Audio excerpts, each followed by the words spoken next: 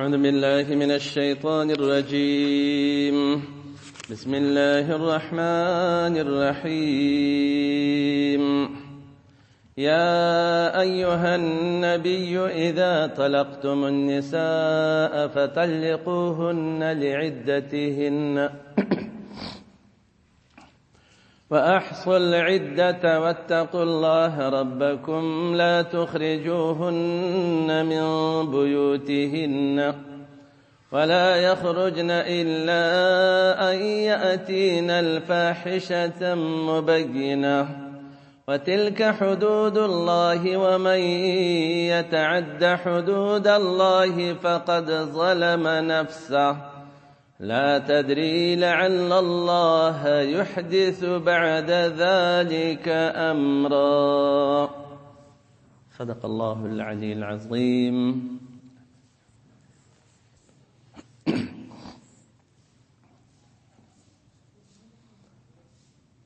صل على محمد وعلى آل محمد كما صليت على إبراهيم.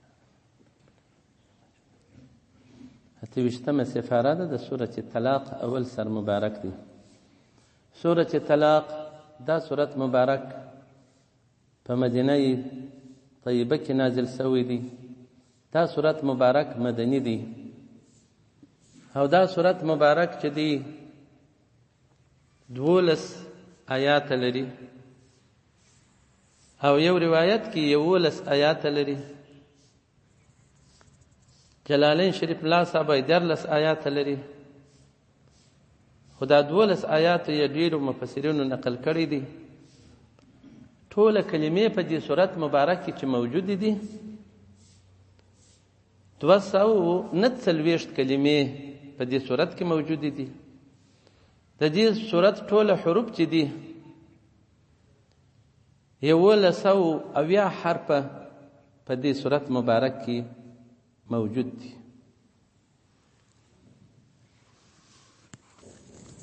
او شان نزول د دې آیات مبارک علما لیکي چې عبد الله ابن عمر رضی الله تعالی عنه خپل ښځې ته طلاق ورکړی. خو دا طلاق چې و دا یې ادب دی وی په حیض کې ورکړی. نو د حیض طلاق خو بدعي طلاق دی، ښه طلاق نه دی. نو ځکه چې عمر رضی الله تعالی عنه هم په دې پیل د خوابدي سوچ د چې پلار یو هغه نبی کریم صلی الله علیه و آله وسلم سره دا خبره شریک کړل. نو الله جل وعلا دا آیات مبارک نازل کړي. نو بیا نبی علیه السلام مبارک ورته ویل چې ورسه زوی ته چې بیرته رجوع وکړه و خپل ښځې لره، بیا که چیرې ته دا ښځه نه کوې نو په طهر کې طلاق کړه. سنی طلاق چې دی هغه په طهر کې د ښځې دی چې منا ښځه خو یو داسې د 2 حالات لري. یو حالت د میاشتانه مریضي دی، بل د کوچنۍ چې وزیږي د نفاس حالت دی، او بل د طهر حالت دا دی چې د لمونځ کوي. نو په دې طهر کې چې بیا طلاق ورکوي هم به په دغه طهر کې میړه نزدېکت ورسره کړی نه وي نو به طلاق ورکوي. نو په طهر کې بیا طلاق که داسې ورته وویل. نو دلته د آیات مبارک چې حکم راځي کسوم خطاب نبی علیه السلام مبارک صلی الله علیه و آله وسلم ته دی، هو مخاطبین امت دی. ټول امت ته دغه آداب دي چې تاسو کوم ښځه طلاق کوئ باید دا په طهر کې طلاق شي، نه په حیض کې.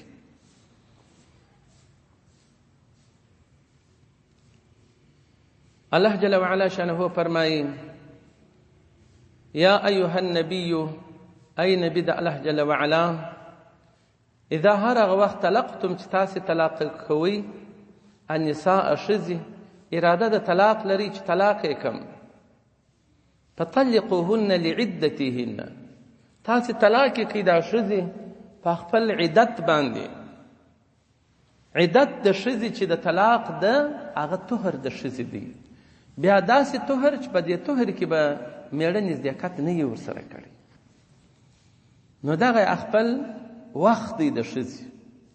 نو چې طلاق کوي په خپل وخت معلوم کې طلاق ورکړي.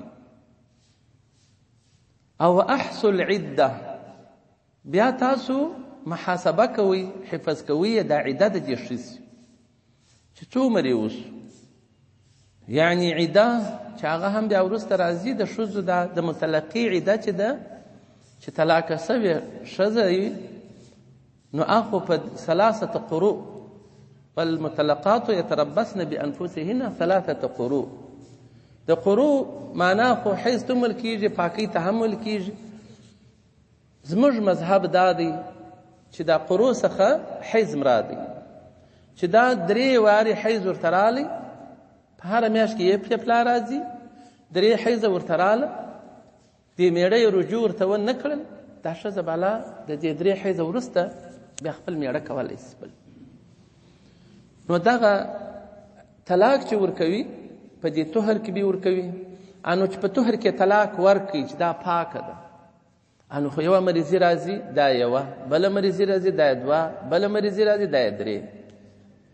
او که څوک داسې کوي په حیض کې طلاق ورکوي، ښه چې دا حیض کې تا طلاق ورکوي، اوس که دا پر حسابې 2 حیضه به نور کې، نو د دې خو بیا څه وخت تېر شوی دی دا طلاق تا په دا حیض کې ورکړی، نو خو بیا در 3 حیضو کمه شول. او که چې دا طلاق مې نه دی پکښې ورکړی، دا طلاق مې پکښې ورکړی دی، دغه حیض نه شمېرم، هغه خواته نور 3 حیض شمېرم، هم پر 3 قروء در 3 حیض یې موده بیا غټه شول. دا هم په شریعت کې نشته. نو صحیح طریقه دا د مذهب امام صاحب مبارک وایي چې په طهر کې طلاق ورکړي، 3 حیض به نور نوي تیر کړي، دا ښځه بالا خارجېږي ځي د خپل میړه سره.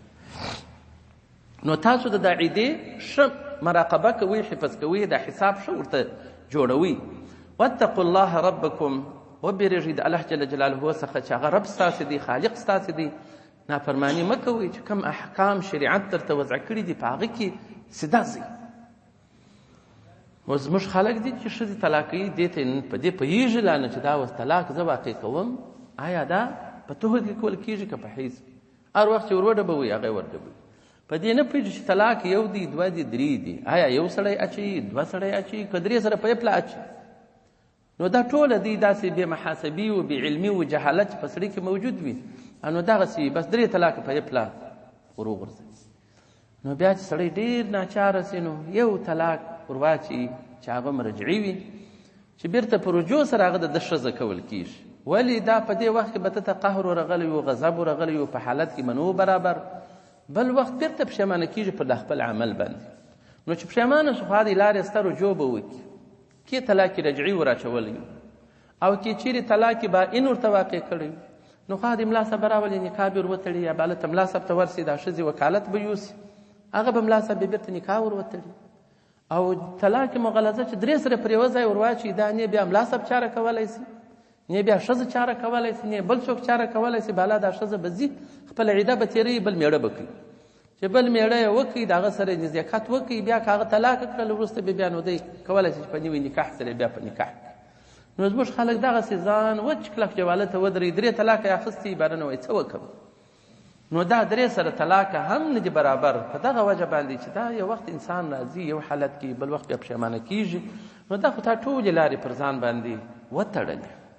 خو بیا هم که څوک 1 طلاق اچي 1 واقع کېږي، که 2 طلاق اچي 2 واقع کېږي، که 3 طلاق اچي 3 سره واقع کېږي، په هر حالت کې واقع کېږي. خو وخت یې دا دی چې دغه طهر کې طلاق ورکړي، که په طهر کې ورنه کړي هم طلاق ورلویږي پر ښځه باندې. نو دا خو چې د نه دی ورکړی، دا د مسؤلیت دی، په هغه کې بیا بله ګناه کړې ده په طلاق کې. یو خو طلاق چې دی الله جل جلاله لاره وضع کړې ده د طلاق، خو دا په هغه صورت کې دی چې د یو ښځې سره قطعا ګزاره نه کېږي، شرعي امور هېڅ نه پر ځای کېږي، یا د سړي سره قطعا ګزاره ښځه نشي کولی، یو بد دماغه یو بد طبیعته سړی دی، هېڅ لارې نشته چې سړی د خپله ښځه ورسره کړي او ګزاره ورسره وکړي. بېدینه دی وي، شرابخوره دی وي، بې لمانځه دی وي، بد اخلاقه دی وي، هر ګړی طلاقونه ډبوه، نشهیي دی وي. نو داسې خلکو سره نو بیا خو نو نارینه غلط دی، د دې سره ښځه نه ښایي. نو بیا هغه د طلاق لار خدای پاک وضع کړې ده چې ضرورت په حالت، او دا چې د مستۍ طلاقونه ډبوي، لکه زموږ خلک چې درد ورسي هم بالا چلوي طلاقونه اوروي، که قهر ورسي هم بس دغه چمونه کوي. نو دا ګرده د مستۍ حالات ولې دا ښځه دته ډېره موته تمامه سوي وي، ولوار یې پلار ورکړي وي، په ښه ډول ډماکو یې راوستلې وي، ډېرې پیسې هم مصرف کړي وي، اسرافونه یې هم ورته کړي وي. دا دی د بلا نه، بلا دی جیب یې ډک دی، مستي کوي، د بل د ښځې مراعت نه ساتي.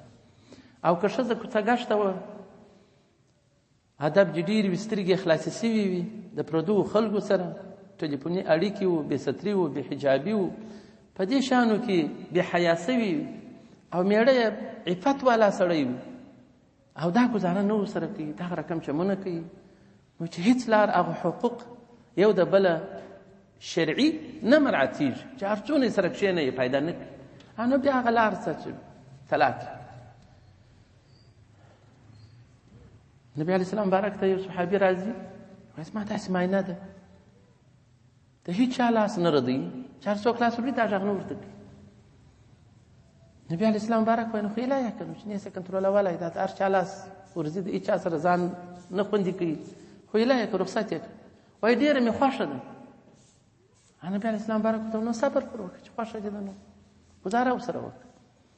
نو دغه لارې دي که چیرې پر هغه بد اخلاقو یې سترګې پټوي، نو خو ګزاره کوه، او که نه پټوي چې هغه هېڅ امکان نه لري، نو بیا خو په امساک بمعروف ټینګه وایه، په معروف په واجب باندې ښه ژوند ورسره کوه، او تسریح باحسان، په احسان سره بیا ایله کوه. او کوم وخت چې دا طلاقه سوله، دا اوس خو عده تېروي، دا 3 حیزه، دا به د میړه په کور کې تېروي. دا حق یې پر میړه باندې سته چې په کور کې به ځای ورکوي او ډوډۍ به هم ورکوي، مګر هغه وخت که دی په دغه عده کې بیا بدپیلۍ کولې، نو بیا هغه دی د حد دپاره ایستل کېږي چې څوک یې وباسي، د کوره حد پر جاري کړي. ولا تخرجو، لا تخرجو مه باسئ هن دا ښځې من بیوتهن د دغه کورو څخه خپل، او ولا یخرجن دی دې هم نه وځي تر څو چې دا عده تېره سوې نه وي، تاسې هم مه باسئ، دا دې هم نه وځي، دا به په دغه کور کې خپله عده تېروي. البته که چیرې میړه یې مړ شو، په دې کور کې محرم کسان نه ونه، محرمه ډېر وه، نو بیا د خپل پلار کورون تللی سي، هلته دې بیا عده تېره کړي، خو دا دې بیا د کوره څخه نه وځي، په کور کې دې وي. نو دا په دغه کور کې بس بیا چې دا عده تېره کړي چې میړه یې مړ سي، چې د هغې عده بیا 4 میاشتې و 2 شپې ده، هغه بیا دا 3 حیزه نه ده. عدې چې دې ګوره چې میړه یې مړ سي 4 میاشتې و 2 شپې دي، چې طلاق سي د هغه دا 3 حیزه دي. او که ډېره کلان ساله وه یا نوې نجلۍ وه، حیز نه ورتلی، د هغې عده چې ده په 3 میاشتو سره ده. او که چیرې کوچنی په نس هغه یې طلاق کړل، د هغې عده چې بیا ده په وضع سره د حمل ده، چې کوچنی یې وزېږوي، بس دا د عدې څخه خلاصه سول، بس خپل میړه بیا کولی شي. نو دغه عدې دا 4 قسمه عدې دي چې پر دې ښځو باندې، خو دا به نه وځي په دې وخت کې. او که چیرې میړه مړ سوی وي او سخت ضرورت ورته پیښ شي، وایي د ورځې بیا کولی شي چې خپل ضرورت په خاطر بیا ووځي، او د شپې نه. نو د یو چا میړه مړ سوی و، داسې ښه داسې 50 کلنۍ ښځه وه، هر واده چې په هوټل کې و، دا به وایي په هوټل کې ناسته وم، ښځو به ورته ویله چې دا خو ته په عده کې یې، میړه دې مړ سوی دی، وایي دا خو نو ضرورت یې قریبان دي، چاره نسته. دا د دې جواب، دا جواز نه لري چې دا وځي د کوره څخه، هلته به تېرېږي دا خپله عده ټوله. بیا خو نو دا سینګار نسي کولی، خوا پاکې کالي، دغه روغن، سپېده و لپشیرینو، دا د نمای شان دا نسي کولی تر هغه ساعته پورې چې د دې عده تېرېږي. نو چې واده ته ځي، وایي ښه نوي کالي بیا اغوستي. نو دا د ښځو بیا هغه د شریعت نه پابندي ده، چې ګرد عمر یې د شریعت څخه نافرمانۍ کړې وي، هغه بیا یو حکم ته د شریعت نه تسلیمیږي. نو دا معلومه شول چې دغه ښځه نور احکام شرعیه هم نه پر ځای کوي، د هغه سره هم مخالفت لري.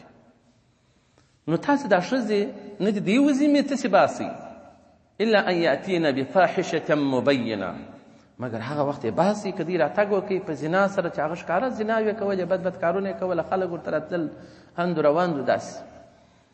نو بیا د حد دپاره به یې وباسي چې حد پر جاري کړي. او تلک دا مذکورات و ذکر سول حدود الله، دا حدود الله جل جلاله دي. ومن يتعدى هر چا که تجاوز وکړي حدود الله، د حدود د الله جل جلاله، فقد ظلم نفسه. نو چې سړي د خپل نفس سره ظلم وکړي، خپل ځان یې تباه و برباد کړي. الله جل وعلا خدا دې په هر شي کې حد و حدود و اندازه یې ښه ده. نو دا خو د خپله دا پر خپل ځان دا که ښځه عده نه تېروي یا نارینه داسې کوي. بعضو جاهلو خلکو هم داسې کړي دي چې ورور به یې مړ سو، دا ښځې عده به تېره نه وه، ده به په ټوپر واچوي چې بس دا زما ده.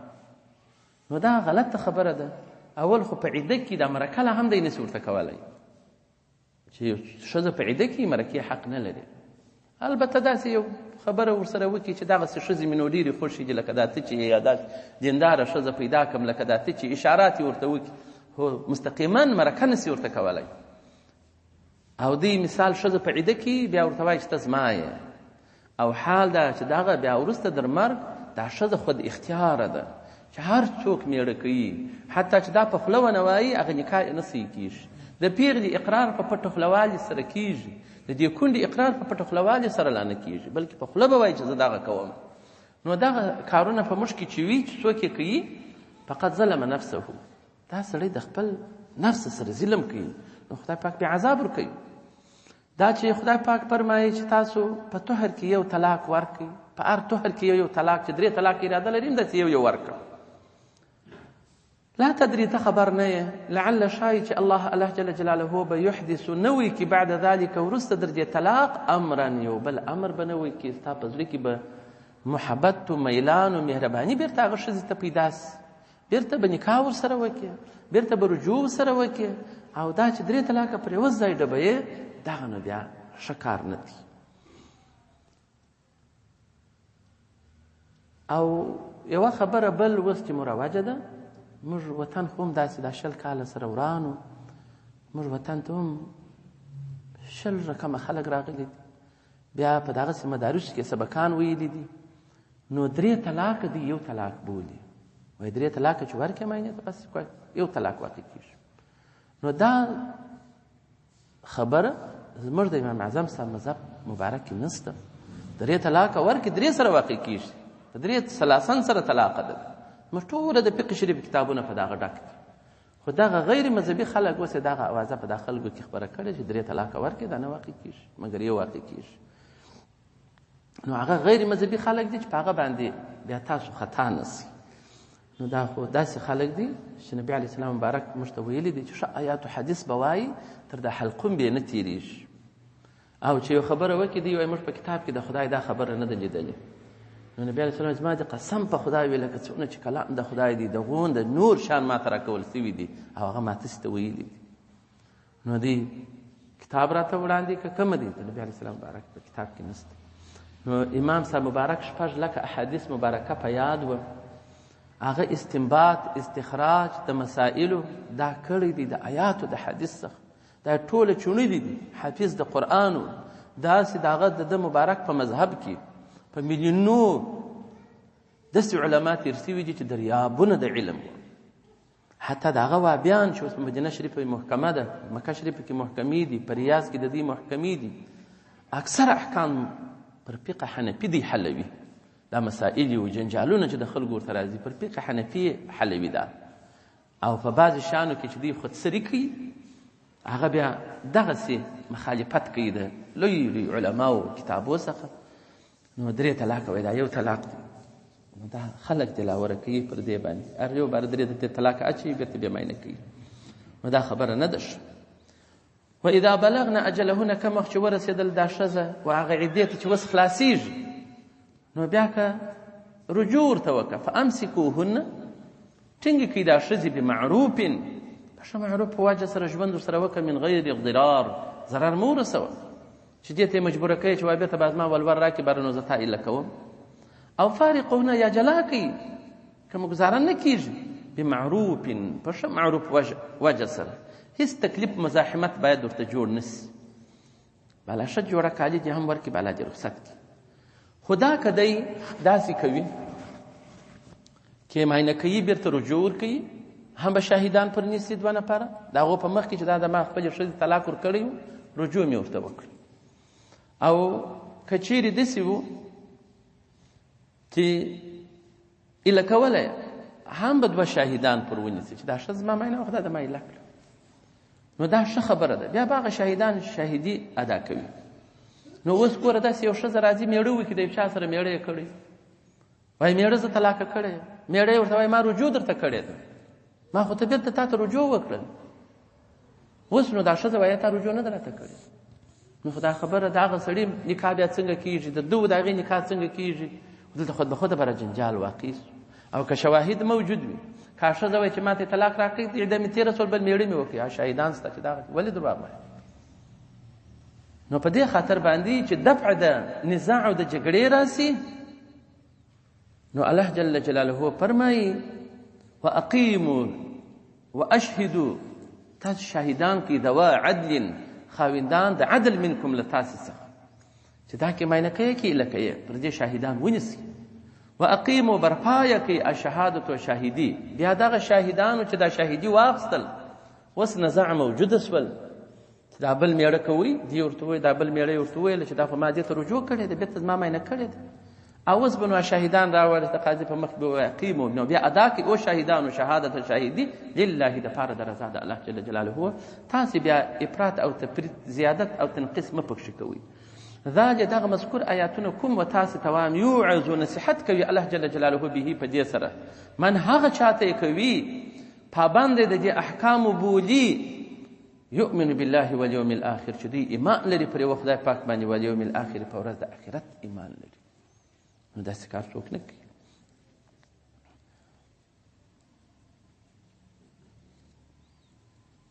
دا زموږ ستاسې د کندهار یو ښځه وه د داعشانو سره تللې وه، داعش والا هغه یو کورې مړ سوی په جلال آباد خواته، یو ورځ یې میړه مړ سوی، دا بله ورځ بیا بېرته بل میړه پسې کړی، هلته بېرته په هغو خلکو. نو خدای پاک وایي که پر ایمان پر خدای او په ورځ د آخرت لري، خو دغه مذکور آیاتونه ستاسو سبق دي تاسو لره.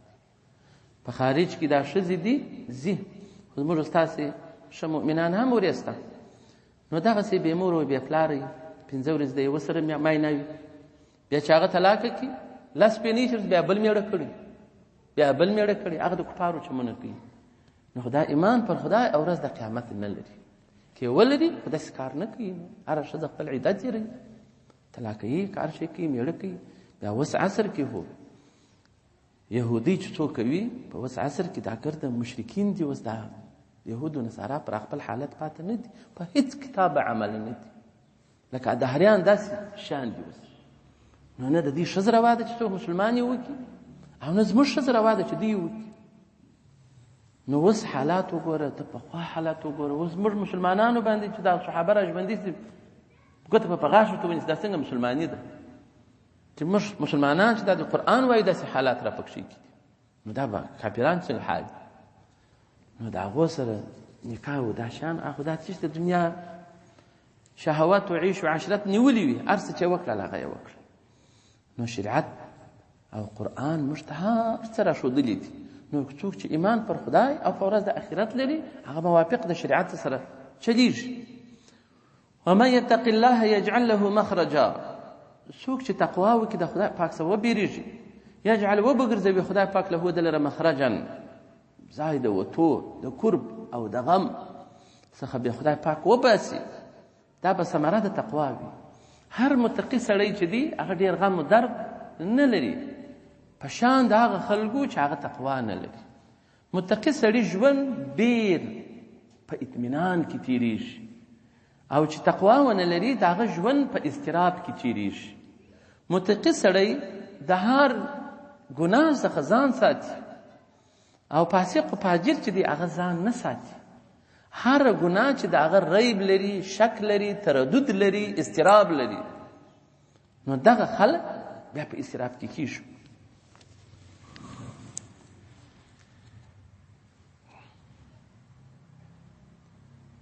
ابو طالب مکی یو کتاب جوړ کړی دی، په هغه کې راخستې وه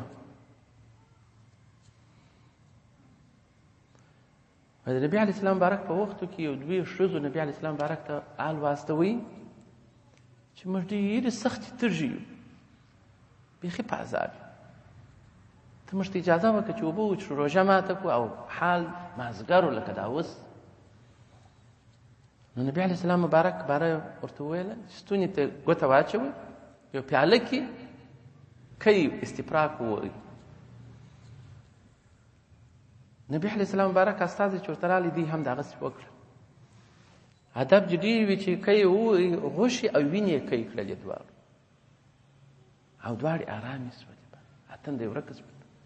نو نبي علیه السلام مبارک باره ورته وویل ول تاسو غیبت کړی و د یو چا غیبت مو کړی و دغه هغه خوراک دی ستاسو په هغه شپو کې معاینه هر شی و خدای پاک په لیدل په دې باندې نو چې غیبت سړی وکړي بد عمل سړی وکړي پر هغه روژه هم غمیږي تنده یې په عذابوي لوږه یې په عذابوي او متقي سړی چې تقوا کوي هغه نه تنده په عذابوي نه لوږه په عذابوي البته هغه کیفیت د روژې پر راځي روژه خپل ځان ته دا یو کیفیت یو اثر لري هغه اثر پر راځي سړی داسې بل د دنیا کې سړی داسې ګنس چې موږ تاسې بولو لکه په غوږو کې چې ګونځ ابشار وي وایي دا هغه اوبه چې د لوی دریاب چې بحر محیط دي د هغه بشارې سړی اوري نو هغه خپل اثر و کیفیت روژه لري دا پر هر مسلمان راځي خو په عذابېږي نه چې بیخي بې اضطراب کې سي بېتابه سي او که دې غیبت وکړي ګناه دې وکړه نافرماني دې وکړه د شریعت څخه حتما به بېتابه کېږي یا په لوږه یا په تنده یا په بل سبب سره چې هغه موږ ته حرام وي په دا روژه کې نو دا د ژوند چارې ټوله دغسې د هغه بې تقوا ژوند اضطراب لري بل شی دا دی چې څوک تقوا ونه لري مرضونه هم ډېر عملې پر کوي په مرضو هم ډېر ژر ګرفتاره کېږي خو دغه شی موږ تاسو عادي وینو ډېر یو دنیاداره سړی وخت دلته راغلی یو ځوان سړی په چوکۍ وایي موږ ته راکړه په چوکۍ کې لمونځ کوو د اتیاوو کالو سپین ږیری متقي سړی په ولاړ یې لمونځ کوي د ځوان سړی بیا په چوکۍ کې لمونځ کوي بیا پښې و ملا د یو ملا خوږېږي د بل پښې خوږېږي بل د ولاړو نه بل پریږدي بل غوښ نه سپړل دا اثر د څه شي دی دا د هغه دی چې تقوا یې د لاسه ورکړي او که څوک تقوادار وي تقوا کوي یعنی دا وړمه ورځ ما سره د 15 کالو سپین سرې ښځه ول خدای دې ژر روژه راولي وایي دونه په دې روژه کې هغه مې وسا یم چې په ټوله کال دونه وسا نه یم دا تقوا اثر دغسې چې دا بدن صحت نور هم خدای پاک ورسپک کړي دغونه کلان ساله ضعیفه سپین سرې او سپین ږیرې وي الله جل جلاله یې ورته اسانه کړي دا د تقوا اثرات دي نو ګرد عمر که چې څوک دي ژوندونه یې کول ښکنځل یې کول دا نافرمانه سړی دی دې د روژې حقوق نه دي پر ځای کړي هم قهر ورځي هم ښکنځل کوي هم بد وایي هم هر څه کوي ولې په عذاب یې څه وکړي داسې وي لکه وایي منافق چې په دې عبادت کې دننه راسي لکه هغه یو وحشي مرغه چې کپس ته واچوي دور یې مځغلي چې اوس یو لار پیدا کړي نو دغه منافق طبیعته خلک روژه مبارکه خو رحمت د الله جل وعلا دی داسې په عذاب یې چې یوې خوا او بلې خوا ته زورونه وي اخر په یو مسلمان باندې غاښ وجنګي د هغه سره جنګ وکړي چې اوس کومې خوا ته د خپل بل مسلمان روژه ورخرابه کړي دا زندګي و ژوند یې ورخراب کړي دا هغه بې تقوا او بې دیانته خلک دي چې دوی دلته په زړه کې د الله جل وعلا د شعائرو احترام نه لري بس ډېر خلک یې بد رد شکر ته وایي ته د دې روژې د احترام او تعظیم په خاطر باندې د هغه نسي تېرېدلی څه نه ورته وایي پټه خوله بس ځي نو رقم حالات پر د انسانانو راځي دا ثمره د ګناهو ده او نیک عمل او تقوا چې ده هغه بیا ښه اثرات راولي مسلمانان د اضطراب خلاصوي نو ځکه الله جل جلاله فرمایي ومن یتق الله څوک چې د خدای پاک څخه بیریږي تقوا کوي یجعل له مخرجا موږ ګرځو دلره راولو دلره مخرج د هر غم و درد و بېتابۍ و تکالیف څخه موږ مخرج ورته راولو د الله جل جلاله له طرف څخه مخرج ورته راځي ولې خدای د خدای پاک څخه بیریږي خدای پاک فرمایي هغه ځوان چې په ځواني کې زما څخه بیریږي په شپنځرتوب کې زه معاون یم چې هر څونه ضعیفه کېږي کم اثر به نه وي هېڅ مشکل به نه وي نو د الله جل جلاله په نصرت سره دی ولاړ وي قوي وي ډېر منځونه کوي مګر حال دا دی ضعیف په شپنځري وي خو ځواني یې په صحت کې په ښه شان تېره کړې د ښو اعمالو طاقت و پاور الله جل وعلا پکښې ایښی وي او یرزقه خدای پاک وایي موږ به رزق ورکړو من حیث له داسې طرف څخه لا یحتسب چې د ده به ګمان لا نه وي نبي علیه السلام مبارک صلی الله علیه و وسلم ته د یو کلي سړی رالی چې یا رسول الله صلی الله علیه وسلم اولادونه مې ډېر دي یو زوی مې درلود هغه قریشو په بندیګاه راته راسه بیولی دي کافرانو هیڅ شی نه لرم، ډېره مې ګزاره ستړې ده. نبي علیه السلام مبارک ورته وویله ول تقوا ډېره کوي، تقوا ډېره کوي، نافرماني مه کوئ تو مور یې دواړه، او ولا حول ولا قوة الا بالله العلي العظیم ډېره وایي.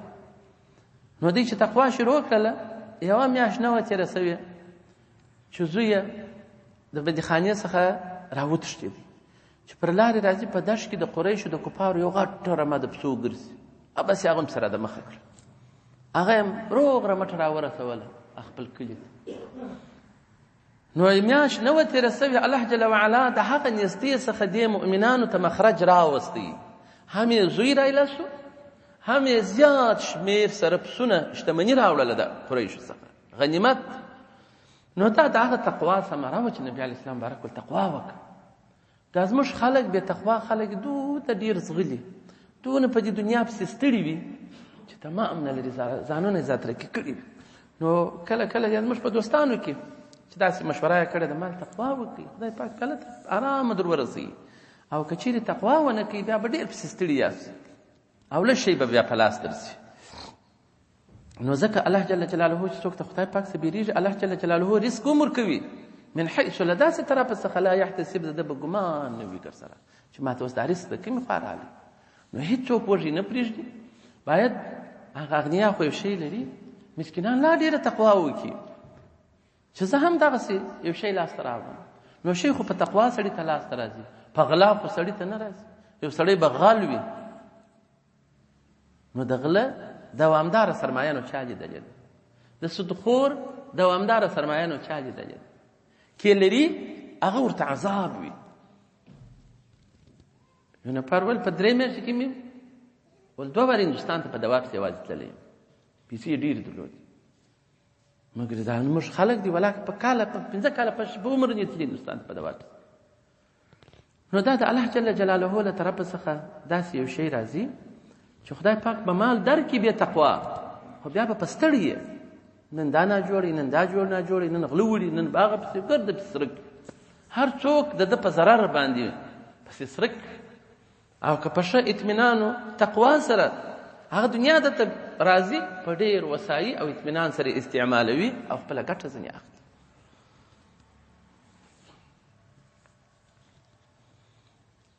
نو تقوا لوی شی ده، والعاقبة للمتقین، آخري کامیابي د آخرت هم د متقیانو خلکو په برخه ده. نعمتونه او جنتونه چې دي د آخرت هغه د متقیانو خلکو دي.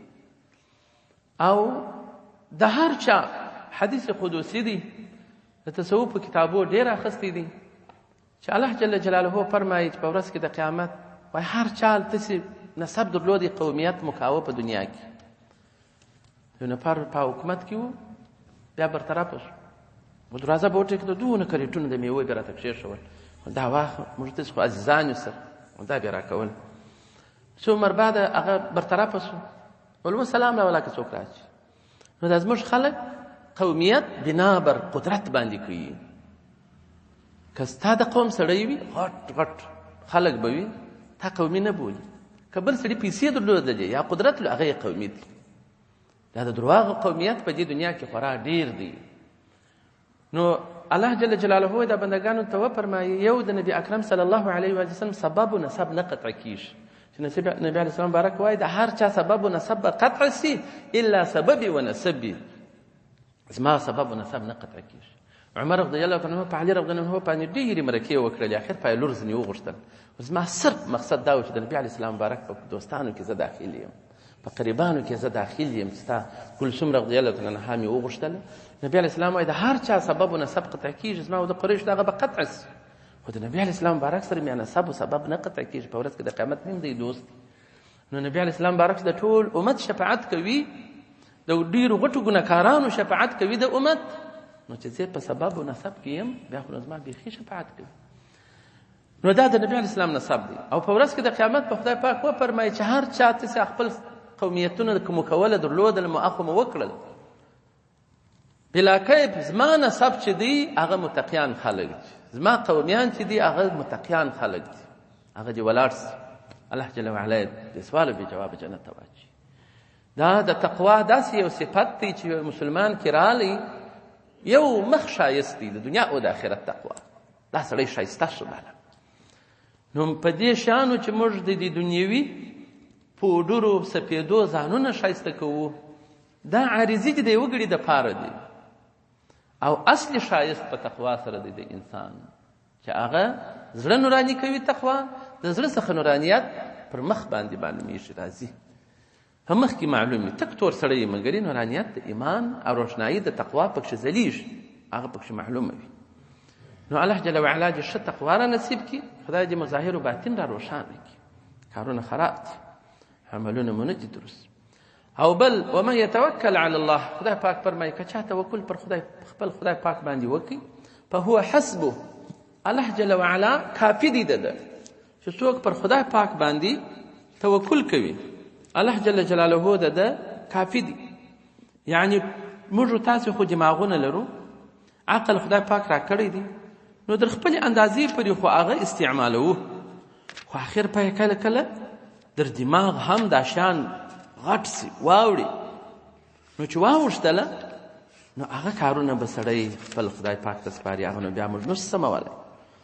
نو توکل پر خپل خدای، تفویض سپارل د امورو خپل و خپل خدای پاک ته، نو دا خو موږ نشو څه د دنیا غم خو موږ نشو برداشتولی.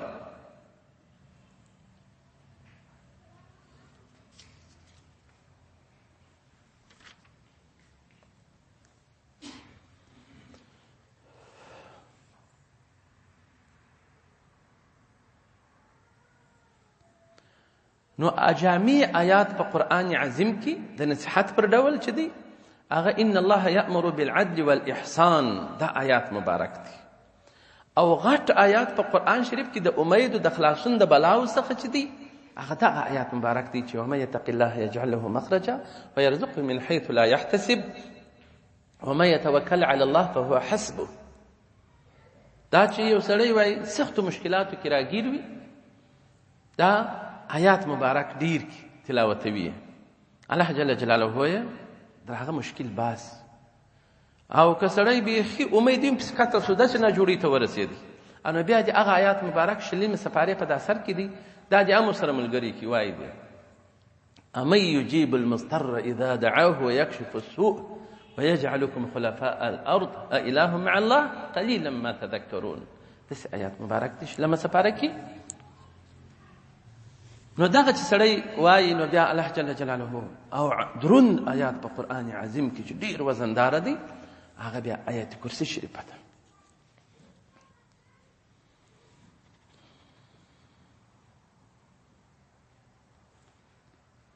نو دا چې د دې رزق دی، که ستا ژوند دی، که ستا مرګ دی، که ستا صحت دی، او که ستا لوړوالی د مرتبې دی په دنیا و آخرت کې، دا ټول شیان چې دي بتقدیر الله تعالی، په تقدیر سره د الله جل وعلا دی، په دې کې د چا دخله نسته. نو ځکه خدای پاک فرمایلی دي سورة رعد کې 8 آیات دي وکل شیء عنده بمقدار، هر شی په نزد خدای پاک په اندازه سره دی. نو چې امر کذالک سو نو دلته بالا بل شی موږ ته نه پاتېږي بیا له توکل علی الله وتفویض الامر الیه، چې سړی به خپل خدای پاک ته ټول امور سپاري، توکل به پر خپل رب جل جلاله کوي.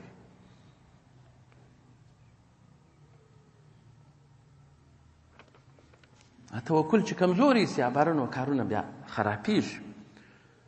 او که څوک غواړي وای حدیث شریف دی من احب ان یکون اقوى الناس، که د ده خوښ دی چې د ټولو خلکو چې دی قوي سي فلیتوکل علی الله، نو پر الله جل وعلا دی توکل وکړي. توکل نو علما لیکي وای الله جل وعلا شانه دا فرمایلی دي چې دغه عمل زه د خپل بنده سره کوم، هغه دا دی چې ومن یتوکل علی الله فهو حسبه، څوک چې توکل پر خپل خدای کوي هغه یې بسنده دی، دا فیصله خدای پاک کړې ده. نو من توکل علیه کفاه او من آمن به، که پر خپل خدای سړي ایمان راوړي په خپل زړه کې، چې ایمان چې دی هغه تصدیق د زړه دی، په خپل اقرار دی، نو دغه باور او تصدیق د الله جل وعلا پر وحدانیت یې کلک شو، هداه خدای پاک به هدایت ورته وکړي. او من اقرضه که چا خدای پاک ته قرض ورکړي د خدای په لاره کې پیسې ورکړلې مال یې ورکړي چې خدای تا ته درکوم جازاه خدای پاک هغه ته جزا ورکړي خدای پاک وایي ورکوم دا فیصله سوې د رب جل وعلا کړې ده ومن وثق به که چا توثق باور منګولې ټینګول په پښتو یې پروسه هم وایي پروسه وکړله نجاه خدای پاک به دته نجات ورکړي او خدای پاک فرمایلی دی ادعوني استجب لكم ما ته دعاوې کوئ زه درڅه قبلوم خصوصا بیا په روژه کې د مسلمان دعا چې دا ډېر سمه روژه یې نیولې وي دا لړو چټو نه وي هر وخت چې دعا وکړي بس قبول خدای پاک ځینې قبلوي شپه وي ورځ وي شپې عبادت د خوب عبادت د متقي سړي چې سمه روژه نیسي خوراک عبادت لمونځ خو عبادت دا میاشت ټوله په عبادت کې تر څو چې د ګناه ته وایي مخ نه اړولې دغه لار د روژې دغه ده چې ور داخل سوه روژه دې ده ټوله په عبادت کې خوب دې هم په عبادت کې دي دا هم وایه خوب خو نو هم خپل اندازه لري داسې خوب نه لکه زموږ ته سهار وختي بس فرض تقدیري د رحمت وخت وي بس منځ وکړو بله بیده شو داسې نه چې وایي بدخوابه یم څه بدخوابي ده امام صاحب مبارک شپېته ختمه یو شپېته ختمه بېده په دا شهر رمضان کې کول یو یې د ورځې کوي یو یې د شپې کوي یو یې په تراویح کې کوي چې روژه به تېر سو یو شپېته ختمه بې کړي دا ماپښین لمونځ چې بیا وکړي په ناسبه بس یو ساعت یا نیم ساعت بېدېدی نو ولې نو څه لیونی داسې نو ډېر علما داسې تللي دي دغسې یو خادم د پیراني پیر صاحب مبارک وایي هغه ما 40 کاله د خدمت وکړي په دا 40 کاله ما د شپې دی پر خوب نه دی لیدلی چې پروت دي نو دا ولې نه لیونیان کېدل او موږ داسې خوب ته تلوار دي چې بس ډول پېشنمي په نیمه شپه کې لمونځ په توره شپه هملایان یې مجبوره کړي چې باید ژر لمونځ راکړه بس دا لمونځ وکړي بالا بیده دا تلاوت د قرآن څو ختمه کوي امام صاحب خو یو شپېته ختمه کوي اقلا دا لس ختمه چې کوي ته دا وخت نسي بیدېدلی لس ختمه خو باید کمزوره سړی وکړي دا د ورځې لس سپارې خو بیخي لږ شی دی سړی باید ووایي نو ته که چیرې بیده نسې تر لمانځه در وخته چې دا موږ تاسې دا پخوا لمونځ کوئ یا دلته اوس موږ کوو د لمانځه در وخته 3 سپارې 4 سپارې وظیفه کېږي د لمانځه وروسته بیا یو 3 او 4 کېږي ماپښین پخوا کې بیا یو 2 او 3 وکړي دا 10 سپارې پوره نو دغه خوب مه کوئ دغه پرېږدئ دا فرض تقدیري وخت دی په دې وخت کې خوب هېڅ کتاب نه دی منلی حتی امام شعراني صاحب کبرا کتاب دی هغه ځای ما لیکلی دی هغه وایي دا خوب چې دی دا مکروه دی بل د بدن سخت ضررونه ورسره تړلي دي بل د رحمت دروازه پر بندیږي د رحمت دروازه خلاصه پر هر چا حیوانات ځینې برخورداره وي مرغان ځینې برخورداره وي حتی مچمچي بزبز کوي په دا ذکر کوي هغه ځینې برخورداره چوغې کې په درختو کې ذکر کوي دا ځینې برخورداره او انسان چې پر خدای په دربار کې لوی قدر لري او د ټولو مشرف دی د ټولو ښایسته دی هغه بیدي دا خو وایي هېڅ عقل نه مني دا وخت خوب نو دې وخت خوب مه کوئ یو مخ ځان ټینګ کړي 2 ورځې چې مو ځان ټینګ کړي بیا هېڅ مشکل نه درته جوړوي او که ځان ورته واچوئ چې بلا نه کېږي نو نه کېږي نو دغسې ځان ته ډېر استراحت دغه ستا استراحت ستا بدن ته پرورش دا خوند دی نو داسې یو خوند چې هغه زموږ د عبادت سره په ټکر کې وي نو خوندونه چې دوژخ وایي په خوندو پوښل سوی دي جنت په تکالیفو پوښل سوی دي څوک چې داسې باطل خوندونه بدن ته ورکوي نو خدای نه کته وایي چې مړ سي هغه دوژخ ته بیا ورلیږي او څوک چې د خدای په لاره کې تکالیف کاټي سهار خوب درځي ته نه کوي وظیفه کوي د شپې خوب درځي خو ته تلاوت د قرآن کوي تراویح کوي په عبادت اخته یې نو بیا دا تکالیف دا جنت ته نږدې کوي څنګه مړ سي جنت ته خدای پاک واچي د خدای په لاره کې تکالیف دا خپل عبادت دی بیا چې ته تکالیف هم سي برداشت دی دا بیا نور ثوابونه دي باندې نو بیا چې قرآن عظیم هم شفاعت کوي روژه مبارکه دې هم شفاعت کوي ستا ټوله میاشت په عبادت کې هم تېرېږي نو که نو کې تکلیف پر ځان تېر کړو او دغسې یو مخ خوندونه ښه ښه وروژماتونه ښه ښه پېشنمیان ښه چینیان ښه یخ یخې اوبه دا هر شی موږ تاسې بس رانیسو هغه ګرته د خپل بدن ته ورکوو نو چې د عبادت وخت راسي هغه هم ورکړه دغه چې خدای پاک فرمایي ولا تسألن یومئذ عن النعیم الله جل وعلا به خامخا ستاسې سوال وکړي د هغه نعمتو چې خدای پاک تاسې ته درکړي دي نو چې شی نعمت نه دی د هر شی نعمت دی دې سوال موږ سره کېږي نو چې دې سوال را سره وشو خو موږ اتباع کېږو نو وایي هغه څوک د اتباعي څخه خلاصېږي چې دی دا ښه نعمت د خدای پاک وکړي او بېرته په عبادت کې خدای پاک ته ویلي کړي عزمه یې کړي نه لکه پر سړکانو چې زموږ خلک زغلي دغونې خوړلي باره پر زغلي پر د سهار وختي پر د سړکانو باندې نو په عبادت یې ولیکو، نو په ځغستا یې ولي. نو دا در دې پورې چې موږ تاسې سمه روژه ونیسو، سم عبادات وکړو، الله جل وعلا شانه موږ تاسې دعا ویم قبلوي. ومن دعاه اجاب له، نو خدای پاک د ده اجابت کوي. ځکه چې که چا ایمان پر خدای پاک ودرلود چې ایمان وای هغه ته هدایت کوي. ومن یؤمن بالله یهدي قلبه، څوک چې ایمان پر خپل خدای پاک ولري خدای پاک هدایت کوي زړه ده. زړه چې د چا هدایت شو هغه سړی به سم شو. سورة تغابن 11 نمبر آیات دی. دا چې ته توکل وکړې خدای پاک به ستا کفایت وکړي. وما یتوکل علی الله فهو حسبه، دا دې موږ پکښې واقعي هغه آیات مبارک سورة طلاق 3 آیات دی. او هغه چې که چا خدای پاک ته قرض ورکړي جزا به ورکړي. خدای پاک په سورة تغابن 11 نمبر آیات کې فرمایي ان تقرضوا الله قرضا حسنا یضاعفه له، که ته چیرې قرض خپل خدای پاک ته ورکړې قرض حسن د زړه د کومې، داسې نه چې موږ ته طالبان زیری کوي په میاشت کې یوه دانه توده نه یې ورکړې، دا خو د زړه د کومې خیرات نه دی. نو په زور چې ورکوي قرضا حسنا یضاعفه لکم، خدای پاک سوچنده کوي در 200 پورې. او څوک چې پر خدای پاک باندې باور لري، منګولې پر هغه طرف باندې موثق وي، پروسه لري، او صراط المستقیم ته خدای پاک برابروي. 101 آیات مبارک د سورة آل عمران دی. ومن یعتصم بالله، چا منګولې په خپل خدای پاک باندې په باور سره ودرلودلې فقد هدي الى صراط المستقیم، په تحقیق هدایت وکړه شو ده په هغه صراط المستقیم لري سیده لار. او که څوک دعا وکړي قبلیږي. خدای پاک فرمایي اذا سألك عبادي عني فاني قريب، زه ډېر قریب یم چې ما ته سوالونه کوي زما بندګان. اجيب دعوة الداعي اذا دعاني، زه اجابت دعا د داعي کوم چې ما وبولي. سورة بقره 8 نمبر آیات دی.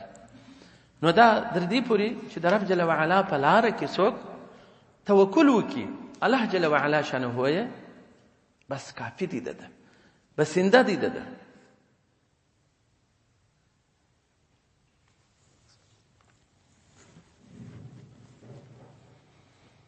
ان الله بالغ امره، په تحقیق سره الله جل وعلا رسون کې دي د خپل امر. څنګه امر وسی اراده یې وسی هغه به چلیږي.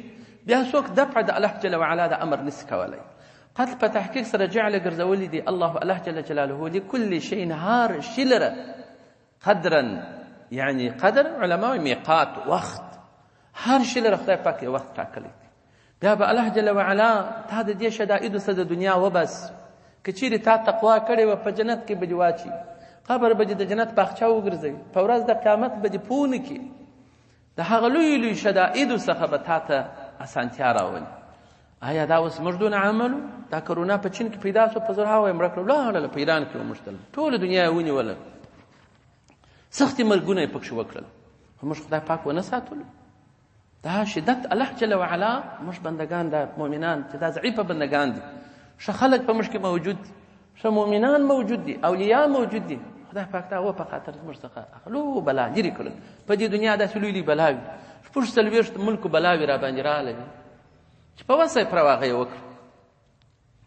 خپل خدای پاک موږ د دې شدائدو سختو غمو څخه وایستو، وروسته لو بلا پسې را باندې راغله په د مخه شپو کې چې په وسه یې پرې هغه یې وکړله. الله جل وعلا بېرته مختوري کړته لرې کړل، موږ یې جوړ وکړه وساتو چې مړه شول. هغه خدای پاک ښه شهادت مقام ورکړي چې هغه تکالیف را باندې تېر سوي دي، خدای پاک اجرونه راکوي نن یا سبا.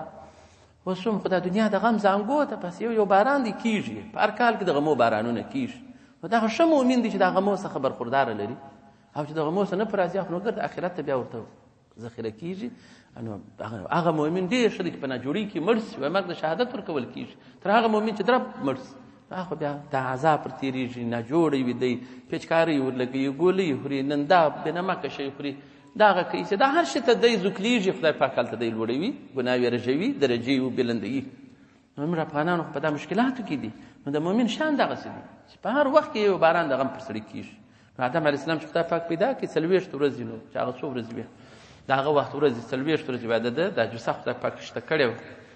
نو وایي نه دېرش ورځې د غم باران پر وروسته یوه ورځ د خوشحالۍ. نو په دې دنیا کې چې 90 ورځې دي د غم دي، یوه ورځ د خوشحالۍ ده، نو په دې کې به ته څه هستي ولرې؟ نو ته به خوشحالي وکړې، خو هغه بیا داسې خرابه خوشحالي وي لکه دا خلک چې کوي هغه بیا ګناهکاره وي. د ګناه خوشحالي نه ده ښه. ان الله لا يحب كل مختال فخور، خدای پاک ډېر متکبره فخر کوونکی دا بې ځایه پریح دا ډېرې خوشحالۍ چې کوي دا پاک نه دی خوښ کړی. خوشحالي د په ایمان به د مسلمان وي. عزت د مسلمان په اطاعت کې د خپل خدای دی. عزت په اطاعت کې دی، خوشحالي به موږ خپل ایمان کوو. دا هغه ثمره نو بیا هلته چې ما ځې مړه سو بیا هلته غټه ثمره لري. نو ولایي هغه ښځې یئسنه چې دوی ناامیده من المحیض د حیض څخه، یعنې کلان ساله سوي وي، سپین سرې وي او یا کوچنۍ وي، من نساء د ښځو څخه کوم ستاسې ان ارتبتم چې تاسې په شک اچي عیده ده دی چې اوس دې ته څونه عیده کښېږدو، نو فعدتهن عیده د دغو ښځو چې ده چې دوی سپین سرې وي یا کوچنیانې وي 3 اشهر، بیا 3 میاشتې د دې عیده ده، بیا د دې میړه ده 3 څخه بیا خلاصه. او اللائي لم يحضن هغه ښځې چې حیض نه ورځي هغه هم عیده چې ده په 3 میاشتو سره ده، لکه د دغو ښځو دا چې هغه کوچنۍ ده. و اولات الاحمال هغه خاوندانې د حمل چې کوچنۍ یې په نس وي، میړه یې مړ سوی دي، نو اجلهونه نیټه د دې چې ده یا طلاقه سویه ښځه د کوچنۍ لري ان دا د یضعنه چې دوی کښېږدي حملهونه حمل چې کوچنۍ یې وزېږوي ابله ده عیده یې خلاصه شوه. خو بیا هم په دې ټولو امورو کې د ژوند ومن هر هغه څوک یتقي الله چې د خدای پاک څخه وبېرېږي یجعل ګرځوي الله جل جلاله له دپاره د ده من امره له خپله امر څخه یسرا اسانتیا، په تقوا په مقابل کې په دې دنیا هم سهولت خدای پاک ورکوي، مخکې موږ وویله په آخرت کې هم سهولتونه ورکوي. نو ذلک دغه مذکور چې اوس ذکر شول د احکام الهي امر الله دا حکم د الله جل جلاله دی، انزل نازل کړی دی هو دغه حکم د خپله پاکه جنابه الیکم تاسو لره، نو تاسو سرکشي مه کوئ. ومن یتق الله ګوره تکرارا راځي تقوا، څوک چې د خپله خدای وبېرېدی یکفر عنه سیئاته خدای پاک د هغه بدۍ ځینې رژوي. خدای د خدای پاک څه بېرېږي که خطا ځینې وسي پر سور اور وي دستي خدای پاک توبه کاشي.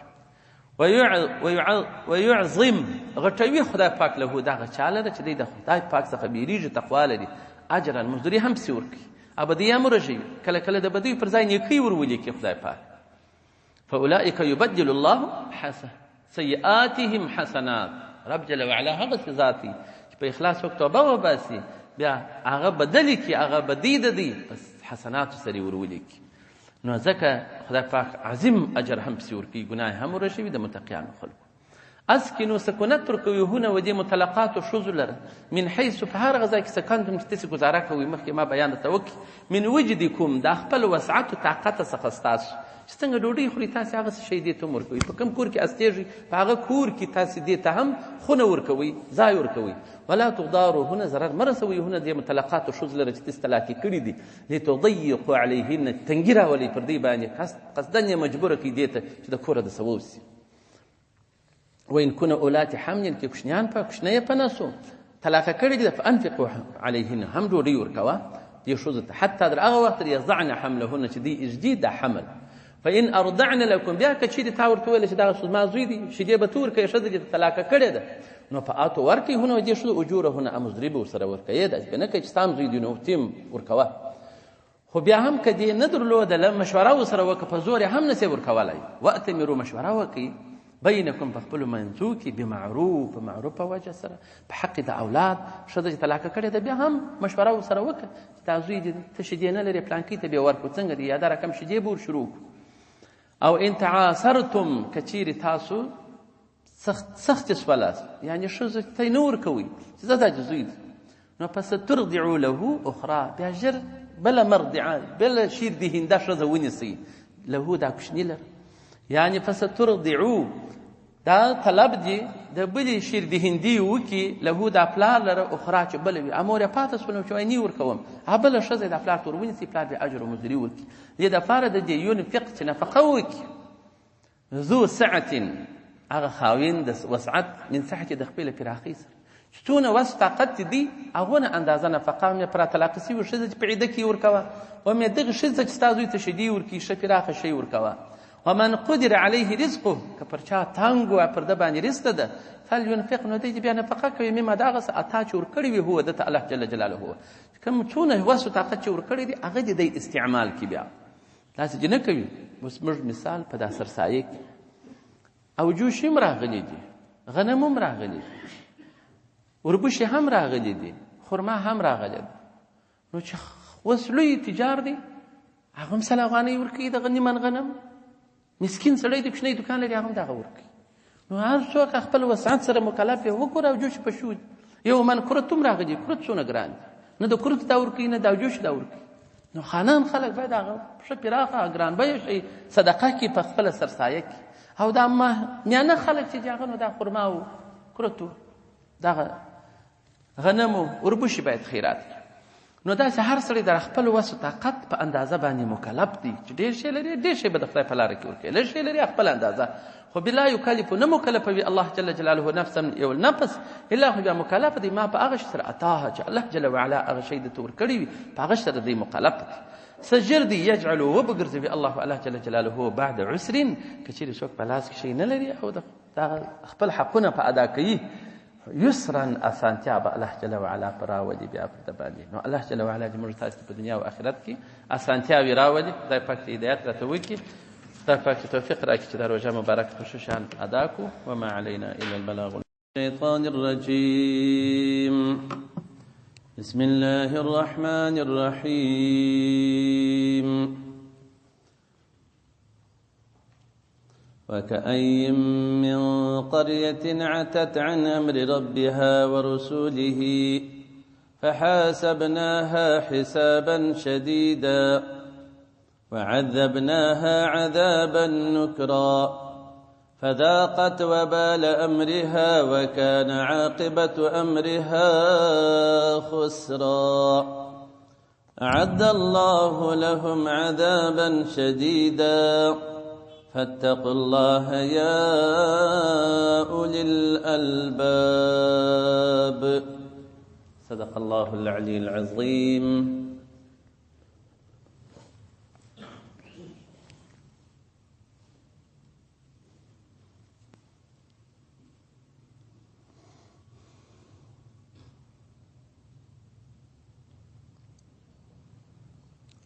الله جل وعلا شأنه بیان د تیرو امتو فرمایي چې دوی د الله جل وعلا د اوامرو څخه فرمانی کول او د رسول صلی الله علیه و آله وسلم خبره یې نه منل. الله جل وعلا شانه دی په نابلد د عذاب سره ونیول. نو د دې وروسته چې هر څوک وي نافرمانی کوي د خدای جل وعلا د اوامرو څخه او د رسول اکرم صلی الله علیه و آله وسلم د حکم څخه، الله جل وعلا هغه ته عذاب ورکوي. وکأین دا په معنا سره د کم می خبرې دي چې په معنا سره د کثرت راځي، یعنی ډیر من قريه، یعنی یو محذوف لري من اهل قريه، د اهل سره د قریو ډیر داسې کلی شارونه، یعنی اهل د دې شارو عتت دی نافرمانی کول. دا اهل عن امر ربها، دا امر صد رب جل وعلا د دې کلو، ورسوله او د رسولانو د حکم څخه هي د الله جل جلاله چې الله جل وعلا کوم رسولان را لېږلي وه د هغو د حکم سره مخالفت کاوه، د الله جل وعلا د امر سره مخالفت کوي. فحاسبناها، موږ محاسبه کوو د دې څخه، که څه هم دا ماضي څخه ده خو په معنا سره د مضارع ده. نو فحاسبنا، موږ به حساب وکړو ها د دې قریو سره، یعنی اهل د دې قریو سره حسابا شدیدا، شدید حساب الله جل وعلا د دغو خلکو سره وکړي. نافرمانی د الله جل وعلا د اوامرو څخه چې چا کړې ده هغه بیا کامیابی په دې دنیا او آخرت کې نه ده پیدا کړې. الله جل وعلا هغه قوم ټوله هلاک کړي دي او په ورځ کې د قیامت الله جل جلاله محاسبه د اعمالو چې دوی په دنیا کې کړې ده شدید حساب سره کوي. شدید حساب دې ته ویل کېږي چې ذره په ذره حساب ورسره کوي، بخشش به نه وي هغه خلکو په حق کې چې د الله جل وعلا اوامر نه مني، د رسول کریم صلی الله علیه وسلم احکام نه مني، طریقه یې نه مني، د دغو خلکو سره الله جل وعلا ذره په ذره حساب کوي، بخښنه ورته کوي. اوس د مؤمنانو سره خو محاسبه کیږي، ډېر شیان بندګانو کړي وي، الله جل وعلا په خپل رحمت سره هغه معاف کړي. حتی یو بنده ودرېږي د خدای پاک په حضور کې، الله جل وعلا بلا کیف ورته فرمایي چې اوس ما بنده پلانکۍ ورځ پلانکۍ ساعت هغه ګناه دې په یاده چې تا وکړه؟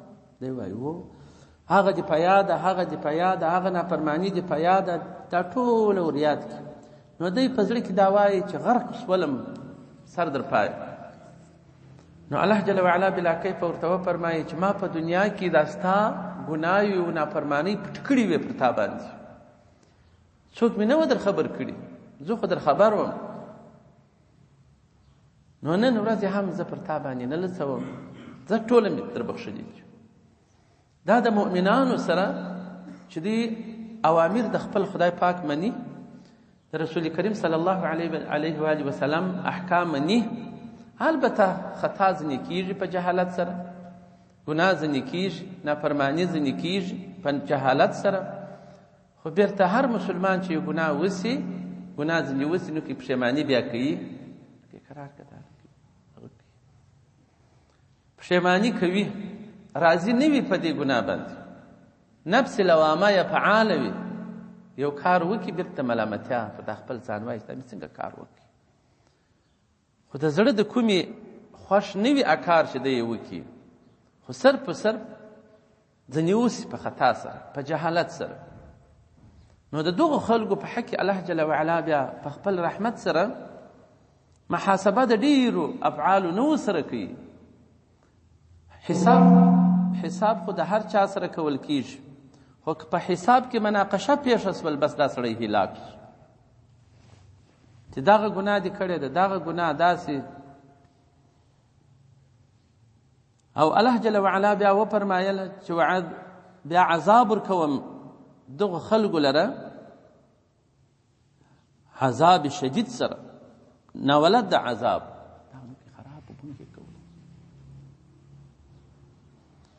یعنی عذاب نکرا، موږ به عذاب ورکو دی لره منکر، یعنی یو معنای عظیم عذاب ورکو، بل داسې نابلده عذاب ورکو چې دی لیدلی نه وي. ناولده یو عذاب دی، بل دا ناولده عذاب دا بیا په خپل ځان کې یو هیبت و وحشت لري، لکه دا وحشي بلاوي چې راغلي و دې زموږ وطن لره، او زموږ مؤمنان به په نوي نوي عذابو سره تهدیدولی، عذابولی، په قسم قسم بمانو، اوانو، دا تیارو، چاپو، رقم عذابونه چې ګرد ناولده شانو موږ سره ناولده وو. دا نابلد عذاب په خپل ذات کې یو وحشت لري. نو کم خلک چې د رب جل وعلا د اوامرو څخه نافرماني کوي، د رسول اکرم صلی الله علیه و آله وسلم لاره نه مني، قول نه مني، نو الله جل جلاله شدید محاسبه ورسره کوي، او یو نابلد د عذاب الله جل وعلا ورکوي دې خلکو لره.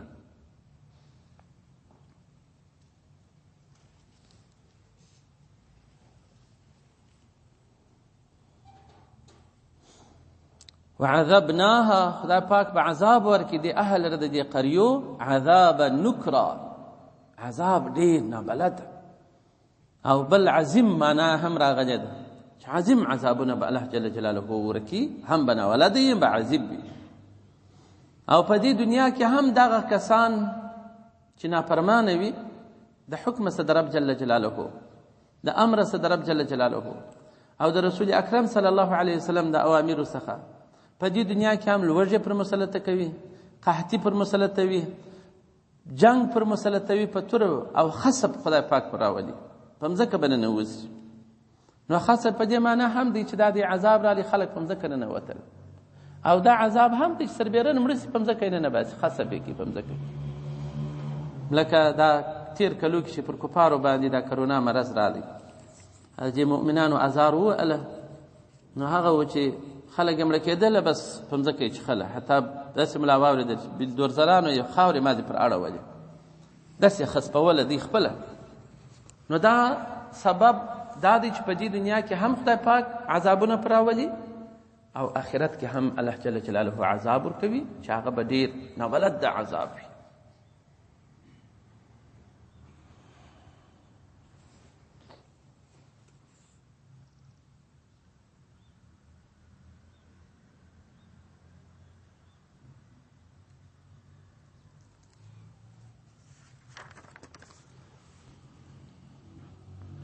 فذاقت وبسکی وبال امرها، هغه عذاب د امر د عمل خپل، یعنی هغه عقوبت به وسکی چې د کوم عمل کړی دی چې هغه نافرمانی د خدای او رسول څخه ده، خلاصېدلی نسی. هغه سکنه د عذاب خامخا کوي، دی به ورسره ملاقات کیږي د هغه عذابو سره.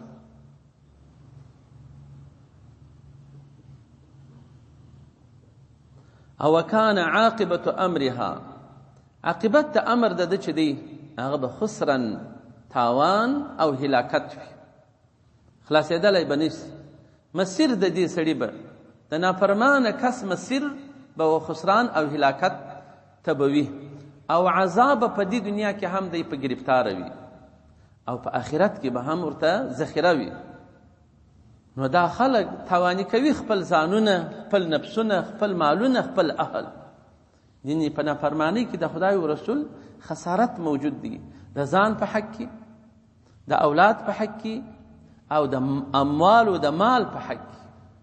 ډېر انسانان دي چې بد خلق وي، انو بد خلق ځینې زیږي، د هغه څه شی پسې ځینې وزېږېږي، هغه هم د هلاکت کندې ته د هغه څه پسې ورټېلول سي. او ډېر زره بد خلق وي، بېدینه خلق وي، هغه د اموالو د خوا هم کار نه سمیږي، نو هغه هم سبب دا وي چې د ده د اعمالو په وجه باندې وي.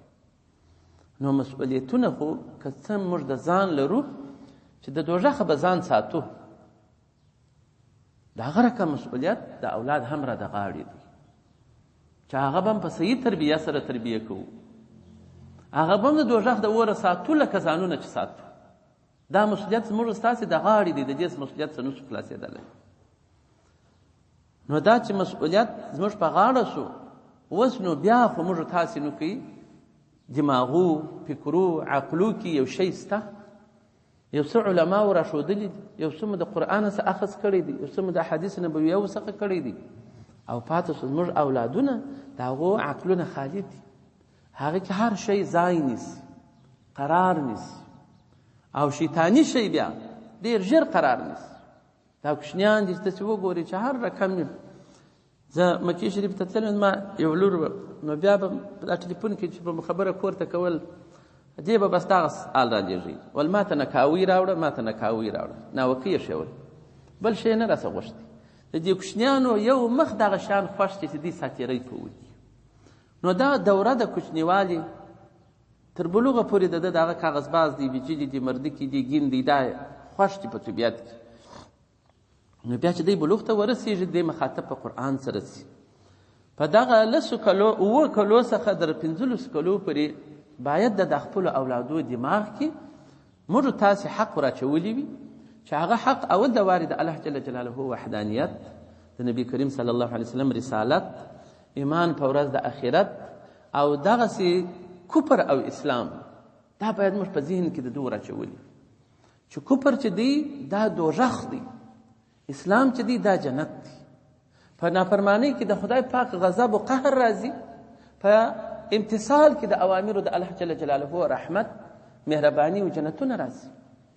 نو دغه خبرې د 15 کلنۍ پورې باید موږ په ده کې ورښودلي وي. او بل دا دی چې بد اثر پر اولاد کوي، اغیار ته دا وخت ورنکړو، دشمن ته چې دی راسه اغوا کړي. هغه په دې معنا که موږ تاسې داسې وکړو، مثال اوس دغه کمپیوټر دی ور زده کوئ، دا خو ښه شی دی چې زده یې کړي، مګر دی اول د ده پوهي په کار ده چې موږ داسې د ده دماغ د نورو شیانو ور ډک کړو، په اسرارو یې هم د دې خبر کړو چې په دې کمپیوټر کې خو ښه کارونه هم کیږي، خو بد شیان هم بیا کیږي، دونو کې شی ور واچوي بیا بد شیان ور ښکاره کوي. نو دا که موږ یو مخ د کمپیوټر ته ورلا کړو د ده ذهن ور خرابوي، هغه د ده په عقل کې بیا نو په د هر فلم کې داسې یو شی جوړ وي چې هغه یو مخ د اسلام څخه نفرت وي او کفر ته امادګي وي. په د هر ډرامه کې دا شی دی وضع کړی وي چې هغه سړی د اسلام څخه اسلام خوا پیکه ښکاره کوي، د کفر خوا روښانه ورته ښکاره کوي. نو دغسې د دې فلمو و ډرامو چې هغه ګرد کفارو جوړ کړي دي، هغه زموږ په زیان دي، هم د نر هم د ښځې. نو هغه اذهان خالی دي، هغه اذهان د غلطو شیانو ور ډک سي د کوشني د نوي ځوان بالا خراب سي کوشني. تر څو چې دغه الګ عقل پخیش باید موږ تاسې خپل سر ته اعلان وکړو، بانډارو ته اعلان وکړو، هر ځای کښېنني چې تعلیم و تربیه ورکوو باید دا وګورو، په ترازو کې د شریعت یې واچوو چې آیا اخروي ګټه ډېره ده او که تاوان ډېر دی. آیا دا علم چې موږ کوو دا علم اوس پر هر چا فرض عین دی؟ لکه اوس چې کفار وایي پر ښځو بس یوازې فرض عین کړی دی، پر موږ نه دی. زموږ علم ته علم نه وایي. دا 20 کاله چې دلته په خلاصه سبق نه ویل کېدی، قرآن نه ویل کېدی، هر شی په قید و بس کې و. د دې د خوا څخه هېچا غږ نه کوي چې دا علم ته دونه صدمه رسېږي، دونه مشکلات رسېږي. سره له دې چې پر نارینه و فرض کفایي دی، په یو کور کې یو عالم پیدا سي، نور بیا خلاص دي. اوس د ښځو علم را باندې فرض عین شو چې خامخا به هر ښځه هغه سبق وایي. هغه به هم سبق کم سبق کم علم د دې تشریح راته وکړه. او کسب دنیوي شی که علم دین شی، که بیا چیرې فرض هم سي، خو دا خو فرض کفایي پر نارینه و دی، پر دې هم د هغه میړه عالم دی، میړه به شی زده کوي، دې ته به ور زده کوي. نبی علیه السلام مبارک چې تعلیم ورکوي، هغه د ټول امت پلارو. یو ورځ ښځو ته خاصه کړی و، نصیحت پې ورته کوي، تعلیم یې ورته کوي. عایشې رضی الله تعالی عنها د نبي علیه السلام مبارک د خپل خاوند څخه علم زده کوي، نور بیبیګان د خپل خاوند څخه علم زده کوي. نو پر دې چې مثال بیا هم پرسي، هغه علم د نفاس، د حیض، د احکامو د لمانځه، د زکات چې دا پیسې ولري، حج پر فرض سي، د حج دا علم پر دې باندې فرض دی. هغه به اول د خپل محرم څخه زده کوي. که چیرې خپل محرم نه و، نو هغه د بیا علماو سره به مشوره کېږي. که علماو جواز ورکړي، د پردې و شاته علم ورکول کېږي. بیا خو اوس په کور کې لا سپیکر ورته کښېږده، ټلیفون ورته کښېږده، دا هغه زموږ ترجمه ده، دا اوس په زرهاو انسانانو ته دغه د ټایپېږي ځي. نر و ښځې هلته په خپل کور کې دا علم زده کولی شي. خو خروج چې دی هغه په قطعي آیات سره ناروا ده. وقرن فی بیوتکن، په صحیح آیات سره. نو پر ښځې فرض عین دی چې شي قرن، قرار په خپل کور کې. پر ښځې فرض عین دی چې شي ستر او حجاب، چې د مطلق پردي سړي سره چې نکاح ورسره کېږي ځان به ساتي. او علم چې دی هغه د دین علم فرض کفایي دی پر دې باندې، چې یو څو تنې علم وکړي بس د ګردو غاړې په خلاص. او بیا که هم وي هغه به هم داسې علم، هغه به علم د دین وي، ټکنالوژي به نه وي، دا ژورنالیزم به نه وي، دا به نور اقصا به نه وي، زراعت به نه وي. دا موږ تا یو ښځه د شپې اوبه لګوي، بل چا پر وژایي په ژوند ولا په ټول افغانستان کې چا په دلته زموږ په ساحو کې پښتنو په ساحو کې چا په لګولي دي چې د شپې اوبه لګوه، میړه دې ورته ناست. او نور داسې کارونه چې هغه مثال د ښځې پر سویې باندې لوړ کارونه دي، هغه زده کړې موږ ته پیدا نه کوي. نو دغسې بعضې شیان شته چې هغه زموږ اذهان دا 20 کاله را ډک کړل د دې شي چې داسې غلط شی پر موږ باندې فرض عین کړي، او اصلي شی بیا چې هغه ستر و حجاب دی او دغه رقم په خپل کور کې قرار نیول دي، هغه تاریک راته ښکاره کړي. خو د دې نجونو اذهان خالي وه، د دې شیانو ور ډک کړل. اوس نو ته دا ورسموه بېرته چې د هرې ښځې ته 20 ملایان کښېنوي، په کول یې نه کوي. ویا چې په ډرامو، په فلمو د کفري ممالکو کې هغه ښځې لیدلي دي چې هغه دغسې بې ستره بې حجابه نر و ښځې ګډ وډ ناست دي، تعلیم و تربیه کوي. نو موږ ته یې هم راوستل. حتی اوس وینو پوهان خلک هم دا خبره کوي، باید دا ایله باید دا ایله اعتراضونه دي لیکي درکي. او ښه دي ولله بکونو، خو دا فرض عین شی بیا هم راتېږي. دا صدر حجاب د ښځو دا خو فرض عین دي. نو خو هغه ستر د حجاب لاره به یې وسنجوو، یو کار به ورته جوړ کړو، بره به هغه د کار ورته سم کړو. تفسیر مظهری کې قاضي ثناء الله حنیفي رحمت الله علیه زموږ د مذهب لوی عالم دی، لوی تفسیر یې جوړ کړی دی. په هغه کې وایي ښځه په لوړه بلخانه کې مه کښېنوئ، او ښځې ته خط کتابت مور زده کوئ، ځکه د دغه وایسته باندې دی د نورو خلکو سره بیا پټې اړیکې بسته کوي. نو پټې اړیکې په آیات سره ناروا دي. ولا متخذي اخدان، دا ښځې به نیونکي نه وي د پټې یارۍ. اوس دا مکاتب یې ویلي، پوهنتونونه وایي، دا آره دا موږ لیدلي چې دلته په کندهار خلک شلو فلک پوهنتون کې خپل سره پاشپړ ماینه ودونه سره وکړه. مخکې بلا وایي موږ سره جوړ، مخکې بلا ټلیفونونه اخدان پټې یارۍ شروع وي. خو دا سبب دی چې قرآن کې خدا نشته. که زه پر قرآن ایمان لرم، پر شریعت نبی علیه السلام باره کې لرم، دا هغه حکم خدا دی. او که پر دنیوي قوانینو لرئ نو هغه بیا نو بېله خبره ده. هغه بیا کوي د شپې جوم راوځي، د ورځې جوم راوځي، د ښځو نرو بیا دې ګرد خلطیات سره کوي. دا در دې پورې چې د اولاد تربیه عقل خالي چې د هر شي څه جوړ ډک کوي پر هغه خوا باندې ځي. او بل دا دی چې دا خلک دا دی ورسره برده ده په کډه باندې ځي خارج ته. خو ده به یو شی زده کړي وي، د اولادونه عقلونه خالي دي، هغه ګره د کفریاتو څخه به ډک کېږي چې هر څونه دی صفا سي ښه تربیه د اولاد وکړي. بیا هم کفر چې دی هغه لکه تکه توره دلانچه داسې ته تک سپین کالي مؤمن مسلمان ور ولا خامخا دا تور ګرځ پر مشت. نبی علیه السلام مبارک وایي کافر دي د مسلمان ور نه ویني، مسلمان دي د کافر ور نه ویني، لرې دي په واټن کې دي ګزاره سره کوي. او هجرت به وایي د کفر ملک ته نه کوئ تاسو.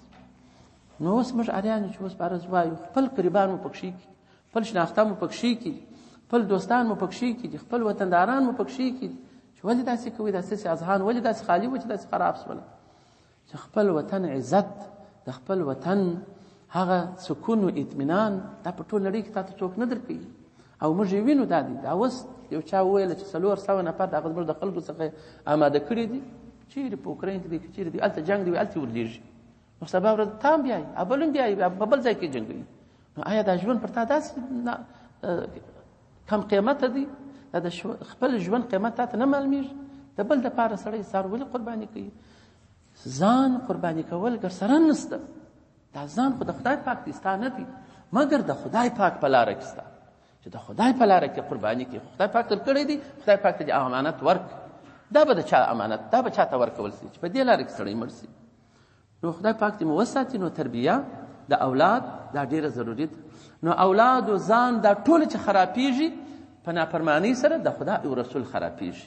نو وکان عاقبت امرها خسرا، په دې آیات مبارک کې چې عاقبت به د دغو خلکو چې د خدای او رسول څخه نافرمانه وي هغه به خسارت وي. چې څوک د خدای او رسول حکم نه مني هغه به په خسران کې وي.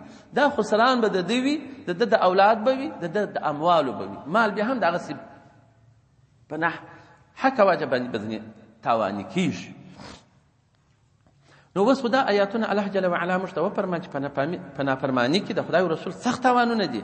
نو الله جل جلاله بیا علیده خاص خطاب فرمایي، فاتقوا الله، وبېرېږئ د خدای پاک څخه، یا اولی الالباب، او خاوندانو د عقلو، د عقولو چې عقل در پکښې کې دي، تاسو د خپل خدای پاک څخه وبېرېږئ. نافرماني د خدای او رسول څخه مه کوئ. نافرماني د خدای او رسول څخه دا به داسې هلاکت در په برخه کې، یعنې هغه ته خاوند د عقل نه ویل کېږي. مطلب دا دی چې کفار د خدای او رسول نافرمانه دي، هغه خدای پاک در چارپایانو بتر کړي دي، بل هم اغدل، اولئک کالانعام دي، لکه چارپایان، بل هم اغدل، در چارپایانو هم بتر دي.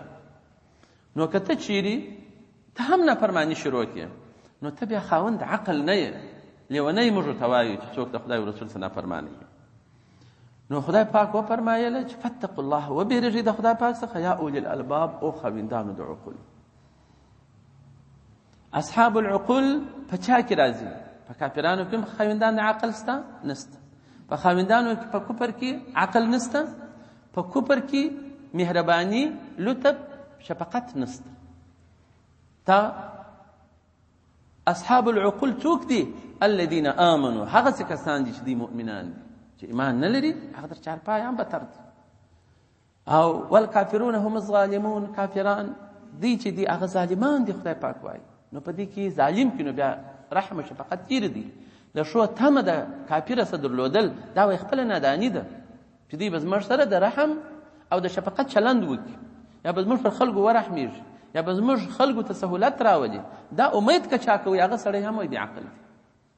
خدای پاک وایي الکافرون هم الظالمون، دوی ظالمان دي او دوی په کافرانو پسې زغدي، چې پیسې راکړي، در به در مړه شولو، اغوستلو. ولې داسې دا بیخي مرستې نه راکوي، نارې وي، غلبلې وي. دغو ننواچې دوی په راډیوګانو کې خدای پاک ته یوه شپه وکړي، قسم د خدای ده چې د دنیا نعمتونه پر وورېږي.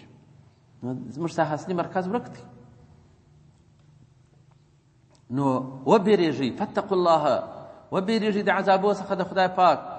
او خاوندانو د عقلو، او خاوندانو د فهم چې فهم یې مستقیمه لري. کافران خو فهم لري، بد خلک فهم لري، خو هغه کوږ فهم دی، پر هغه اصلي مرکز نشي برابرېدلی. 20 نفره کابل دروازې ته وري لکه چې زوی ورسي کابل دروازې ته، خو چې فهم یې غلط وي هغه یو پر چوکۍ مدد را سرخي، بل په شکاپر دروازه را سرخي، بل د دروازې د خوا پر راځي، بل د کومې خوا. او چې فهم وي سیده، فهم یې سیده وي، هغه پر دایره دروازه سیده کابل دروازه ننوځي. نو د مؤمن مسلمان چې د خدای پاک څخه بیریږي د هغه فهم سیده دی. یو څوک چې ایمان پر خپل خدای جل وعلا لري، پر ورځ د آخرت لري، پر مؤمن به شان ټول ایمان لري، د هغه عقل پوخ دی، سیده دی، پوه سوی دی هغه سړی. او دغه خلک پوهان نه دي چې دغه حقیقت ته ورک وي.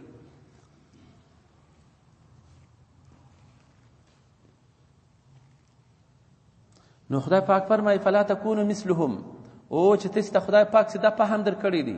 ای هغه کسانو چې خدای پاک سیده عقل درکړی دی، اول د خدای پاک څخه وبېرېږئ، مه کېږئ په مثل د هغه خلکو چې هغه څه شي کوي، د خدای او رسول نافرمانه وي، حکم یې نه مني.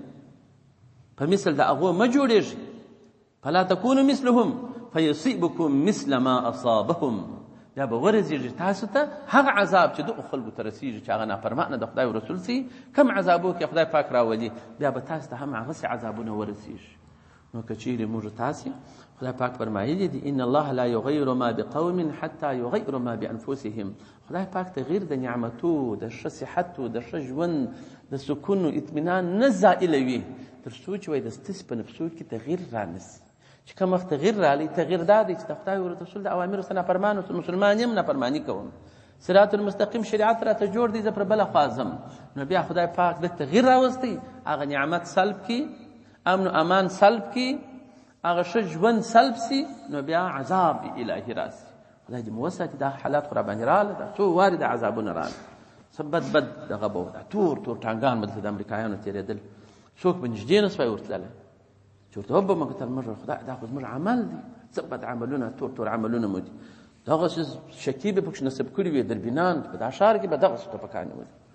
یو ملا صاحب په نایدو کې کور دلته په لمانځه ته راتلی، داسې ښه سړی را روانو، بس دا سړک را اوښتې، ځیا خو دا ټانګان پرې راغله، بس پر اویز غلوي، په ویې وایي فرق کوي، ځای پر ځای شهید کړي. داسې بد خلک پر د عامه لارویانو بیا موټر راځغلوي. بل وخت دوغه میرویس منیسه چې هر څوک په مخ ته ټکانې کوله در میدانه پرې خلک ویشتل، هم دغه تور ټانګان یو. نو هغه خو عذاب و، نو په عذاب کې بیا رحمت نشته، په عذاب کې بیا دا شی نشته چې سم میرویس موږ سره وکړي. نو فاتقوا الله یا اولی الالباب، نافرماني د خدای او رسول څخه مه کوئ، او خاوندانو د عقلو، الذین آمنوا، هغسې کسان دي خاوندان د عقلو، آمنو چې دوی مؤمنان دي.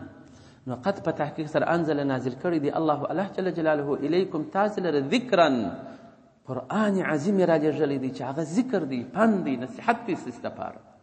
نو الله جل وعلا خو دا قرآن د هغه چا دپاره را لېږلی دی چې هغه ایمان پر دې قرآن لري، هغه ګټه ځینې پورته کولی شي، نو بل څوک خو ګټه نشي پورته کولی. نو چې لوی قرآن خدای پاک تا ته د دې دپاره درکړی دی چې ته لاره په پیدا کړې، خپل خدای او رسول په وپېژنې، نو ته څنګه بیا نافرماني کوې؟ خاوند د عقل هغه کسان چې دوی مؤمنان دي. خدای پاک وفرمایله چې الله جل جلاله تاسو ته پند قرآن نازل کړی دی، او رسول حضرت محمد صلی الله علیه و آله وسلم را لېږلی دی. رسول ذکرا و رسولا، الله جل جلاله ذکر او رسول صلی الله علیه وسلم را لېږلی دی. او ارسل را لېږلی دی، یو محذوف د ارسله سره دی، را لېږلی دی خدای پاک د نبی علیه السلام مبارک یتلو تلاوتوي علیکم پر تاسو باندې آیات الله، آیاتونه د الله جل جلاله، مبینات چې ډېر واضح دي، ډېر واضح آیاتونه دي، دا پر تاسو باندې چې معنا یې ښه ښکاره ده. په پښتو له تفسیرونه شته، په هره ژبه تفسیر شته، خو دا نبي علیه السلام مبارک صلی الله علیه وسلم دا تفسیر کړی دی، د الله جل جلاله د پاک دربار یې راوړی دی. دا قرآن خدا پاک نازل کړی دی، نبی علیه السلام مبارک راستولی دی، دې دپاره د دې یخرج چې وباسي الذین آمنوا، هغه کسان چې دی مؤمنان دي، وعملوا عمل کوي صالحات د نیکیو، دا ښه مؤمنان وباسي، من الظلمات د تاریکیو څخه د کفر او د معاصیو الی نور، و نور د ایمان او اطاعت یې راوباسي. نو په قرآن سره سړی د کفر د تاریکۍ څخه راوځي، په نبي علیه السلام مبارک په اتباع سره، په امتثال سره، په فرمانبردارۍ سره سړی د تاریکۍ څخه د قبائحو، ګناو، ظلمتو د دې څخه راوځي او هغه نور ته د ایمان، د اسلام، د قرآن دا بیا ټوله نورانیت لري، خوند لري. نو په دې کې بیا خوندونه پراته دي. نو الله جل وعلا خو دا ګوره باید موږ تاسې د تاریکۍ څخه ځان راوباسو. نو دا به نه کوو، دا قرآن ته متوجه سو. تاریکي د ګناو موږ تاسې شکر دی کفر نسته را پکښې کو د ګناو په تاریکۍ کې بیا یو د دې تاریکۍ څخه به موږ تاسې ځان راباسو چې هره ګناه ده هغه به ځان ځنجلي کوي، ځان به ځنجلي ساتي. دا نن یو سړی ځوان ورالی وایي زه دا ټلیفون ګورم په دې کې هر رقم ښځې راځي، رقم دغه راځي. نو دا روژې ته څنګه کېږي؟ مال پرسه د مرسي علما وایي کم شی چې کتل ورته ناروا دي په عکس کې مخ ته کتل ناروا دي، په عکس کې به هم نه ورته ګوري. نو ډېر ځوانان په دې فتنه اوس اخته دي. سیدې ته بیا قصدن نه ګورې، ستا به بل شی مقصد چې خدا شی پکښې درځي نو په کرار یې کت کال ترې وغورځوه. روژې ته چې صدمه په رسېږي هغه شیان مه ګوره. که یو خبرې په اس ته یا هغه یو شی چې عکسونه نه وي، شی نه وي، دغسې خبرې وي، دا شیان وګوره. خو دا عکسونه چې څنګه حرمت دغسې لري په عکس کې هم حرمت ثابت. بیا نو ګرد کفارو عکسونه دي پکښې کې، هغه ګرد بې ستر و بې حجابه دي. هغه حالت چې زموږ چې روژو ته صدمه را رسوي نو دا شی باید کت شي، په روژې کې راوانخیستل شي. عکسونه یې ټلیفون هغه بس خپلې خبرې په کوي. نو دا روژه مو ثابتېږي، سمیږي. مثال د دې ګناه څخه باید موږ تاسې ځان راوباسو په قرآن او نبي علیه السلام مبارک په ارشاداتو سره. بله ګناه مثال دا ده چې څوک چاته ضرر رسوي په خوله، په لاس یا په یو بل نوع د انواعو سره ضرر دا ناروا دی. د دې ضرر څه د یو چا ته چې رسوي د دې څه باید په قرآن سره موږ ځان راوباسو. د نبي علیه السلام مبارک په ارشاداتو سره باید ځان راوباسو، چاته ضرر پیښ نه کړو، ګټې به خلکو ته رسوو. بدترین د انسانانو هغه څوک دی چې مسلمانانو ته یې ضرر رسېږي. بهترین د انسانانو هغه څوک دی چې نور مسلمانانو ته یې ګټه رسېږي. نو ستا خوښه ده چې اوس تا ته څوک ته بد سړی خو جنګ ورسره کوي او په دې بیا بد نه وړي چې ستا ضرر خلکو ته متوجه دی. هغه دی ولې خلکو ته ضرر رسوي؟ همسایه د صف عذاب وي، مسجدوال د صف عذاب وي، محل خلک د صف عذاب وي، په دکان کې یې خپل، په بازار کې خلک د صف عذاب وي، مردار اوبه پاشي د چرۍ او پاشي کوي. دا شکاپر دروازې څخه چې شواسې دا خامه ده. دلته په دا لوی ټیلران لوی تجارت چې شروع کړي دي، ګرد د مسلمانانو لاروی دي، لارې مځکه ده. بیا نو ډبې ریګ خرڅوي، جغل خرڅوي، دا نه کوي چې یوه بېلچه دلته واچي او هېڅوک هم غږ نه ورته او ګرد کندهار جوړ شو. دغه زموږ لار نه سوه جوړ. د یوه کاله در بله کاله په خدای زکام یم ټوخی مې کېږي ناجوړ یم. دغه لارې څخه نه زموږ نصیب کمیږي، نه څوک جوړوي، نه په بل حکومت کې جوړه شول نه په دې حکومت کې جوړ شو. او 3 کیلومتره لار به بالا نه وي، نه جوړېږي. ټول جو چې باران وس بیا خټ تر دې ځایه پورې په خټو بیا ولړ شو چې د جامې پورې راشي. نو دغه ضرر و انسانانو ته د مسلمانانو لارې ته ضعیف ایمان دا دی چې څوک د مسلمانانو لار پاکوي. دا به کوي چې داسې د مسلمانانو لار نه پاکول خو ضعیف ایمان هم نشته پکښې. ځکه نبي علیه السلام مبارک فرمایي الایمان 70 شعبه، ایمان چې دی 100 شاخلې دي. اعلاها لا اله الا الله، اعلا شاخله کلمه طیبه، و ادناها کمزور شاخله د ایمان چې ده اماته الاذى عن الطريق، لروالی د ضررمن شانو دي د مسلمانانو د لارې څخه.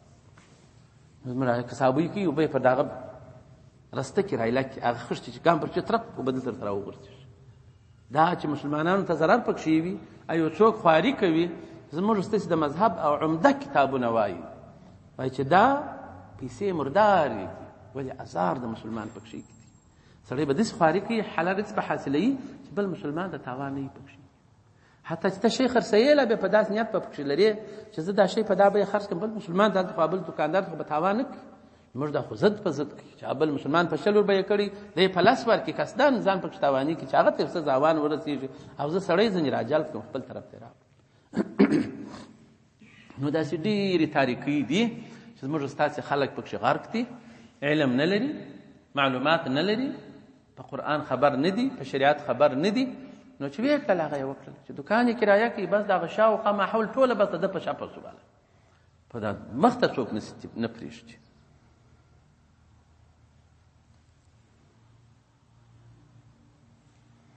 نو لیخرج الذین آمنوا چې خدای پاک فرمایي چې دا قرآن او نبي علیه السلام مبارک دپاره د دې چې ته ځانونه په وباسي. کم کسان یې وباسي؟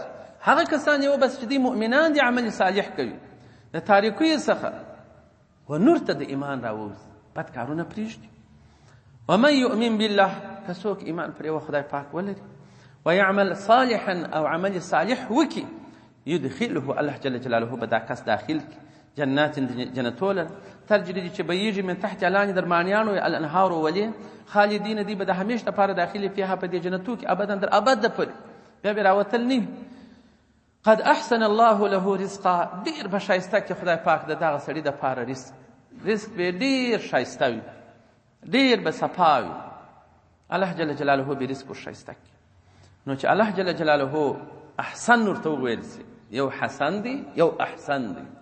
حسن ښه، احسن ډیر ښه، لکه ضربو اضربه معنا ډیر ښه وهونکی، ضربه خو نو وهلې کړی. نو حسن ښه دی، احسن ډیر ښه. خدای پاک وایي ښه رزق به خدای پاک دغو خلکو ته ورکړي چې دوی ایمان پر یوه خدای پاک لري او عمل صالح کوي. نو دا ایمان چې څوک پر خپل خدای پاک لري هغه دا وي چې د الله جل وعلا وحدانیت په ذکر کې نقش وي. دوهم د الله جل وعلا عظمت لویي په زړه کې نقش وي، سخت بیریږي د خدای پاک څخه، یعنی نافرمانۍ ته نه نږدې کېږي، ګناوې نه کوي. چې پر عبادت ورته ودرېږي ماشاءالله د خدای پاک ته نور شیان د زړه څخه باسي. هغه څوک چې د خدای پاک عظمت لویي په زړه کې وي هغه نور شیان بیا قرار نه ورسره نیسي، هغه ځي یو خدای پاک یې په زړه کې وي. نو اوس چې زه پر مانځه ودرېږم ټلیفونونه دې لږې درې کېږي دا د خلقو نور دا ولا ورخرابوم، آیا دا اوس ما د خدای پاک عظمت لویي په زړه کې شته؟ دا څنګه ایمان دی؟ ایمان خدا دی چې د خدای پاک عظمت لویي به دې په زړه کې، بل به دا په زړه کې وي چې زما رازق یو الله دی، هر چا ته الله جل وعلا رزق ورکوي، زه هم یو بنده یم ماته یې هم راکوي. بل به دا په زړه کې وي چې زما ژوند و مرګ ټوله د خدای پاک په قدرت کې دي، په بنده په قدرت کې نه دي. او اندازه د خیر او د شر من الله تعالی ده. داسې مه کوه چې دونه صدمه به ورسېږي یو چا ته به کفریات کوي، پر دې باندې عقیده نه لري. والقدر خیره و شره من الله تعالی، آمنت بالله په دا پای کې موږ نه وایو اندازه د خیر او د شر جانب د الله جل جلاله دا به دې په زړه کې نقش ایمان به وي پر دې باندې ستا. په ورځ د اخرت قبر سوال د نکیر و منکر دا به زړه ته تیر وي، نقش به وي چې دا ستا. او دغه رقم ملکي چې دا د خدای پاک مخلوق دی، یو نوري مخلوق دی، او ټول انبیا حق دي، ټول آسماني کتابونه حق دي چې د جانب د الله جل وعلا راغلي دي، پر هغه ټول موږ ایمان لرو. خو قرآن عظیم د ټولو آسماني کتابو ناسخ دی، هغه منسوخه سوي دي. د قرآن عظیم په شتون کې بل کتاب عمل نه پکېږي، ځکه دا جامع د ټولو کتابو دي. او د اسلام په شتون کې نور ادیان منسوخه دي، بل دین ته عمل نه ورکول کېږي. ان الدین عند الله الاسلام، دین مقبول چې دی په نیز د الله جل جلاله هغه دین د اسلام دی. ومن یبتغي غیر الاسلام دینا، که چا طلب کوي غیر د اسلام څخه یو بل دین، فلن يقبل منه، هیڅ کله خدای پاک نه قبلوي دغه څه، او هو فی الاخرة من الخاسرین، دغه سړی به نو په آخرت کې د تاوانیانو خلکو څخه. نو دغه هغه ومن یؤمن بالله، څوک چې پر خدای پاک ایمان لري مع صفاته و اسمائه، چې خدای پاک قدیم ذاتی، ازلی دی، ازل لره ابتدا نسته، ابدی دی، ابد لره انتها نسته، او دغه صفات رب جل وعلا دی. پر دې ټولو به ایمان څوک لري. نو خپل زړونه کې چې دغه د خدای جل وعلا صفاتو کې فکر، د الله جل وعلا عظمت لویي ته ځای ورکول، خوف یې ډېرېږي د خدای پاک څخه. چې خوف یې ډېر سو هغه ګناه ته نه نږدې کېږي، باره سیده سړی ځینې جوړېږي. او دلته موږ ایمان بیا بل اړخ هم غواړي چې هغه بیا امید دی، امید د رحمتو جنتونه خدای پاک چې پیدا کړي دي، دا چې د ابد پورې به تاسې ورې احسن رزقا خدای پاک وزه در کوم، دا خو ټولو مؤمنانو ته ورکوي. نو زه خو الحمدلله مؤمن یم، دا طرف مې د امید دی چې زه امید لرم خدای پاک به ما وبخښي، خدای پاک ما ته جنتونه راکړي. نو خوف او امید، خوف او رجا، دا دوه وزره دي. دا دوه وزره چا پیدا کړه بیا پرواز کوای شي. غچي دوې شانګې لري، که د غچي یوه څانګه ورماته کې په یوه دغه غچي شی نسي پرې کول. نو زموږ خوف رجا چې ولرو ایمان دلته په زړه کې دا اصل دی. وزرونه یخو په رجاس ول، نو دا کفر موږ غچ کولی سو، الحاد غچ کولی سو، یهودیت غچ کولی سو، نصرانیت غچ کولی سو. هر غیر د اسلام څخه هغه ناخوش شیان چې د خدای پاک لره ناخوښه دي، په دین کې د اسلام مردود دي، هغه بیا موږ په غچ کولی سو. او دا چې نیسو غچ کولی، دلته زموږ ستاسې وزرونه پرانه دي. وزرونه به سړی پره کوي.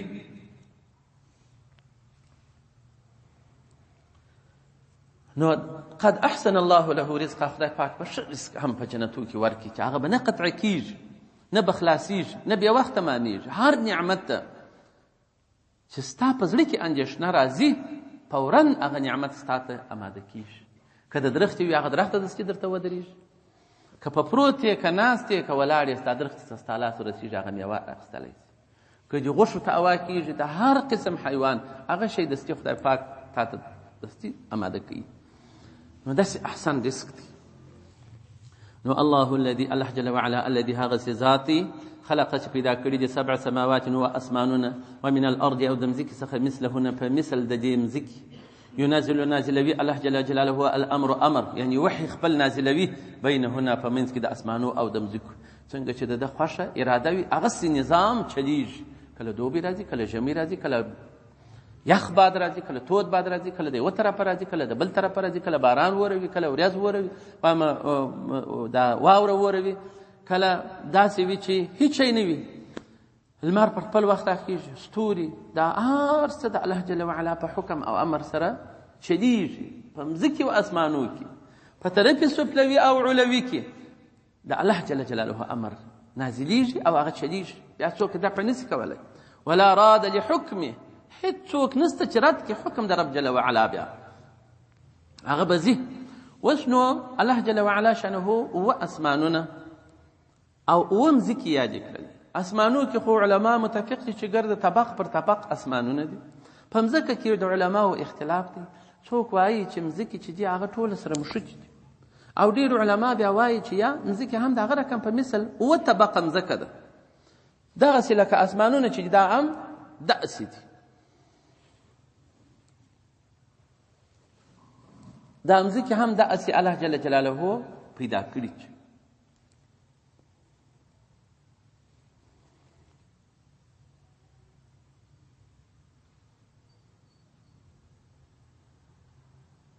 او خدای پاک په بل ځای کې فرمایلی دي سورة تبارک الذي خلق 7 سماوات طباقا، اسمانونه خو طباق پیدا کړي دي.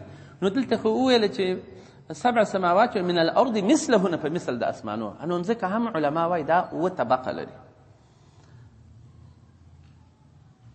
او حدیث شریف کې راځي وایي دا اوه اسمانونه هغه چې په دې اسمانو کې دي، دا و کرسي ته لکه یوه افغاني چې پر یوه مځکه باندې کښېږدي، او کرسي و مځکه و اسمانونه ټوله بې عرش عظیم ته دغونه دي.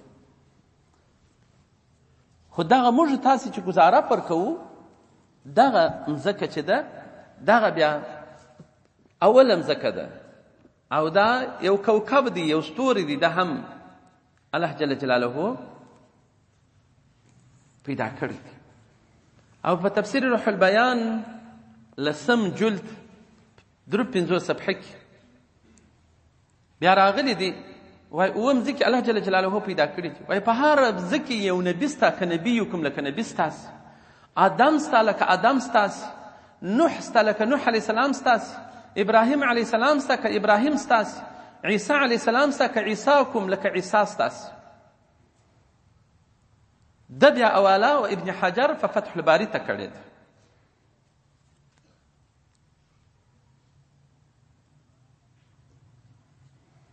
نو دا دغسې بیان په روح البیان کې راغلی دی.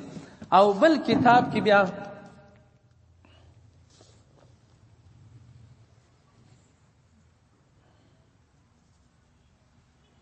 دا د مځکه چې ده په عربي الفاظ ارضه بولي، دا لفظ د مځکې په ټوله قرآن عظیم کې 461 وارې راغلی دي، په مختلفو صيغو سره راغلی دي. لکه چې الله جل جلاله فرمایي یا عبادي الذين آمنوا ان ارضي واسعه فاياي فاعبدون. ای بندگانو زما چې تاسې مؤمنان یاست، که چیرې تاسو د رب جل وعلا عبادت نه پرېښودلاست یو چا په مشکلات کې واست ان ارضي مځکه زما واسعه پراخه ده فایایا خاص ما لره فاعبدون عبادت وکړئ خو بلې خوا د بل چا عبادت مه کوئ. او په لغت کې دا مځکه چې دا هم یو مجموعه د کواکبو ده، یعنی دا ستوري چې دي په اسمانو کې د دې څخه یو جز په دې مځکه کې کار دی. دغه کواکب که څه هم شمسیه وي دا دلته په مځکه کې سته، سپینې غرونه هم سته، سپینې ډبرې هم سته، سپینه مځکه هم سته، هر رقم سته. نو ځکه دا مجموعه د کواکبو دغه زموږ د استوګنې دا یو کوکب دی چې زموږ ټوله استوګنه په دې کې ده. معجب العربي اساسي درو اتیا صفحه کې ویل دي. عبدالقادر جزائري رحمت الله علیه وایي ځمکه اول مخلوق دی د دنیا څخه چې الله جل جلاله پیدا کړی ده. دا محل د اکثرو موالداتو دی، یعنی الله جل جلاله دغه کره چې دا مځکه ده دا ځای د زیږېدنې د انسان ګرځولی دی، جن د پیرې یې ګرځولی دی، د حیوان یې ګرځولی دی. او د هغه کوکب و د هغه ستوري محل د عناصرو دی، لکه اوبه چې دي دا مرکز دغه. اوس هوا ته د خلک ځي خو هلته اوبه نسته، دا محل د اوبو دی، محل د هوا دی. ځکه چې تیاره کې یو څه لوړ سي بلا هغه اکسیجن ختم سي، هغسې هوا نه تلي، که د ګزارې ځای نه تلي لوړ طرف ته هوا نه وي، اکسیجن نه وي. نو دغه هوا دغه کره لري او مرکز د اور دی، اور هم په دې مځکه کې سته، او مرکز د خاورې دی. او پر دغه مځکه الله جل جلاله زموږ حشر کوي. البته صفات د دې مځکې بیا بدلیږي. او امام فخرالدین رازي رحمت الله علیه چې دا ایراد جامه د ده دپاره جوړه سوې د ستې خوا زیارت کوي، لوی بحري عالم تیر سوی دی. دا دی مبارک وایي دا ځمکه مور ستا ده. لکه دا اوس دا پخوا به خلکو مځکه موږ مور ده څنګه خرڅوو، پر هر طرف مو خرڅه کړله، دا د دې مور پر هر طرف افغانستان کمزوري کوي را کم وکړي. نو مځکه وایي ستا مور ده، بلکې در مور هم مهربانه ده. مور یو رقم شیدې تا ته درکوي، او ځمکه چې ده رقم مطعومات درکوي، هر رقم مطعومات هم ځکه موږ ته استرا کوي. او الله جل جلاله فرمایلی منها خلقناکم، د مځکې څخه ما تاسې پیدا کړي یاست، وفیها نعیدکم، بیرته په دغه مځکه کې راګرځوم، دې ته به د دې ښه خېږي مقبورین کېږي به. 55 نمبر آیات سورة طه. بلکې د مور نس چې دی هغه کوچنی دی چې تا ته دغه درکوي، او د ځمکې محل غټ دی در هغه. امام فخرالدین رازي صاحب په تفسیر کبیر جلد اول 390 صفحه کې فرمایلی دي. نو مور یو رقم شیدې درکوي، مځکه موږ ته څو رقمه مطعومات راکوي، نو باید خپله مځکه موږ څنګه وساتو. خو موږ تاسې چې هر څوک خارجي راغلی دی، مخکې انسانانو خپله مور پلا پر خرڅه کړې ده، بیا هغه سړی دلته راغلی دی. نو موږ تاسې چې هغه مخکني پلرو ته وګورو، او موږ چې یو موږ ډېر کمزوره خلک یو، هغو به سر مال اولاد ټوله قرباني کوي، خو پردی سړی په خپل وطن کې نه پرېښوي. په تاریخ کې چې اسلام دلته راغلی دی، بیا کفر پر موږ غلبه نه ده پیدا کړې چې زموږ ته دا دین غلا کړي. خو اوس کمزوري ده، اوس په رقم یو دین کې مو شل لارې جوړې کړي، یو څه وایي بل څه وایي بل څه وایي. او ابن قضیب البانی رحمت الله علیه وایي الله جل جلاله چې دا مځکه پیدا کړله دا تکه سپینه وه، د مخه در اسمانو 4,000 کاله مخکې خدای پاک دا پیدا کړې ده. انسان الکامل فی الاسلام 1.9 صفحه کې دا خبره کړې. او دا هغه رقم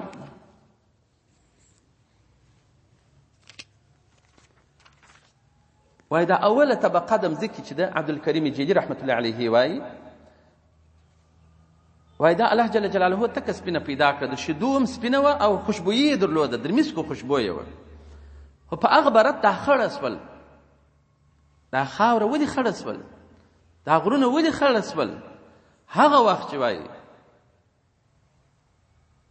لما مشى آدم علیه السلام، چې آدم علیه السلام ګام پر کښېښوي، وروسته در هغه چې د غنم دانه یې وخوړل، د غنم دانه چې وخوړل، نو بیا دا مځکه هغه تک سپینوالی یې ولاړ، او قابل چې بیا د ده زوی اول مړه یې وکړي، نافرماني یې وکړله، هغه خوشبویانې و هغه برکت، حتی د دنیا د سر اوبه ګره ترخې سوې چې یو مړه یې وکړي، خپل ورور حابیل یې مړ کړي، هغه صفتونه یې ډېر واوښتل. نو ځکه چې دا تغییر راځي، خدای پاک فرمایلی ظهر الفساد فی البر والبحر بما کسبت ایدی الناس، ښکاره کېږي اثر د فساد په بحر او وچه کې. ولې؟ بما کسبت ایدي الناس، چې کسبونه یې کوي لاسونه د خلکو، دا اثر یې ښکاره کېږي. حتما دا چې اوس خوشحالي نسته، په هر شي کې برکت نسته، په اولاد سره ساتیری نسته، د انډیواله سره ساتیری نسته، د مور پلار سره ساتیری نسته، وطنداره سره ساتیری نسته، یو په ژبه نه سره پوهېږو، دا ګرد د اثر د بدو اعمالو دی. پخوا به نوروز نه و راغلی، دا زموږ د ارغنداو رود به درختې ګېلولې، داسې ډک به به یې داسې فشاری به وي.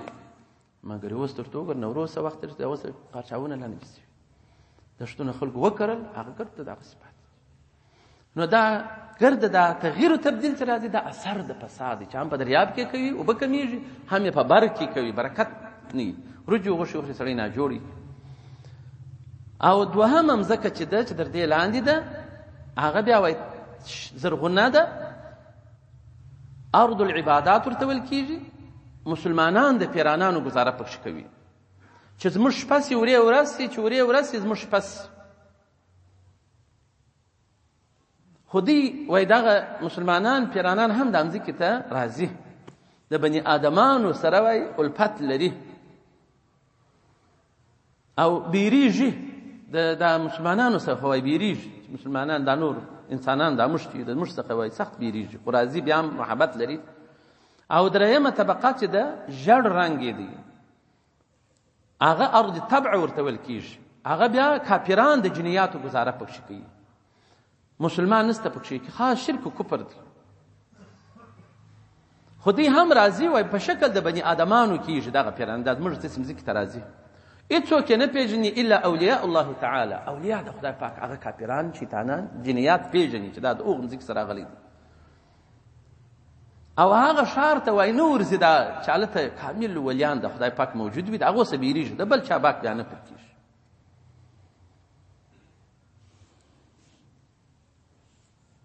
ځکه د اولیاء د خدای چې دي وایي هغه د ایمان شعاوې لري، په هغه شعاوو دوی سوځي، نو ځکه دوی طاقت نه شي ورته درلودلی. او څلورمه طبقه چې ده بیا سور رنګ یې دی، لکه وینې داسې دي، دا بیا مځکه د شهوت ده، ارض شهوه یې بولي. په دې کې شیطانان ګزاره کوي، ډېر انواع لري دا شیطانان، اور یې زېږېده کوي د ابلیس څخه، هغه یې مرکز دی، خو مځکه د شهوت ورته ویل کېږي. او پنځمې طبقې ته بیا داسې نیل رقم اسماني رنګ یې موږ تاسې بولو، دغه رقم رنګ دی دغه، دا مځکه ارض طغیان بولي. په دې کې بیا هغه لوی لوی دیبان چې موږ بولو د شیطانانو، دغه خلک ګزاره پکښې کوي، چې په دې کې ډېر مسلمانان یې غر کړي وي، هغه مځکې ته یې باره لېږي چې دغه نو هغه ترفی ورکوي، وزیر یې کړي، هلته یې بلا وسا کوي.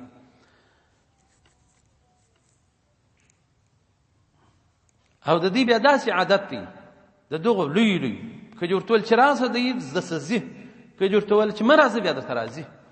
دا قوي شیطانان دي، چم امروی ازروی چم و فریب.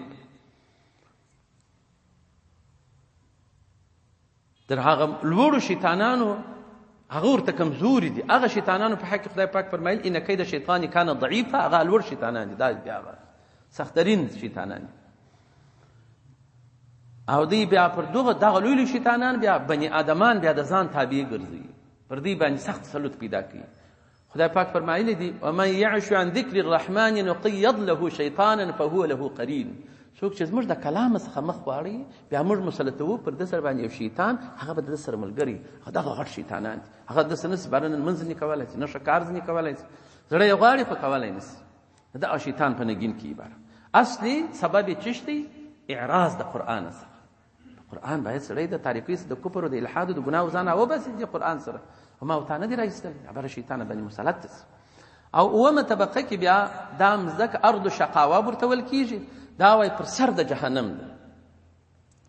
په دې کې وایي لوی لوی ماران، لوی لوی لړمان، او بعض زبانیة جهنم، هغه پیردارې د جهنم، زبانیه جهنم چې عذابونه د کافرانو دې ته ورکوي، هغه هم وایي د دې ګزاره کوي. او دا لړمان و ماران یې که امثال الجبال، په مثل د غرود دغونه غټ غټ دي، وعناق البخت، لکه هغه غټ غټ وشان، وهي ملحقة بجهنم، هغه لاندې طبقه ده ملحقه ده په جهنم باندې، سطح د جهنم وایي دغه ځای. فإنسان الكامل في معرفة الأواخر والأوائل جلد وهم وشبه تم صفحه کې دغه د مځکې تفسیر ذکر کړی. هو الله اعلم. نو الله جل وعلا اسمانونه او طبقه پیدا کړی دي، او من الارض مثلهن، په مثل دغه سیده جمزکه پیدا کړی دي. يتنزل الامر بینهن، خدای پاک امر نازلوي، وحی نازلوي په منځ کې د دې لید پاره د تعلمو. دلته بیا الله جل وعلا و فرمایله چې دغه سي الله جل جلاله رب خالق و مالک قادر مطلق ذاتي لید پاره تعلمو چې تاسو پوسی چې ان الله جل وعلا على كل شيء قدير، پر هر شی باندې قادر دی، پر هر شی باندې د حکم جاری سوی دی. او ان په تاکید سره الله جل جلاله قد احاط احاطه کړی ده بكل شيء، پر هر شی باندې علم د الله جل وعلا، هر شی چې نوم د شي دی الله جل جلاله هغه باندې علم او خبردار دی. شنه شی دی کغټ شی، پټ شی دی کلت شی، علوي طرف کې دي، سفلوي طرف کې دي. نو دا الله جل جلاله پر هر شی باندې قادر دی، پر هر شی احاطه کړی ده. ما او ته هم په داخل یو، نو چې هیڅ نافرمانی ته نږدې نسو. الله جل وعلا جمهور تاسو ته هدایت را نصیب کړي. وما علينا الا البلاغ المبين. الحمد لله رب العالمين، والعاقبة للمتقين، والصلاة والسلام على رسول الله صلى الله عليه وآله وسلم. اللهم نور قلوبنا بالقرآن، وزين أخلاقنا بالقرآن، ونجنا من النار بالقرآن.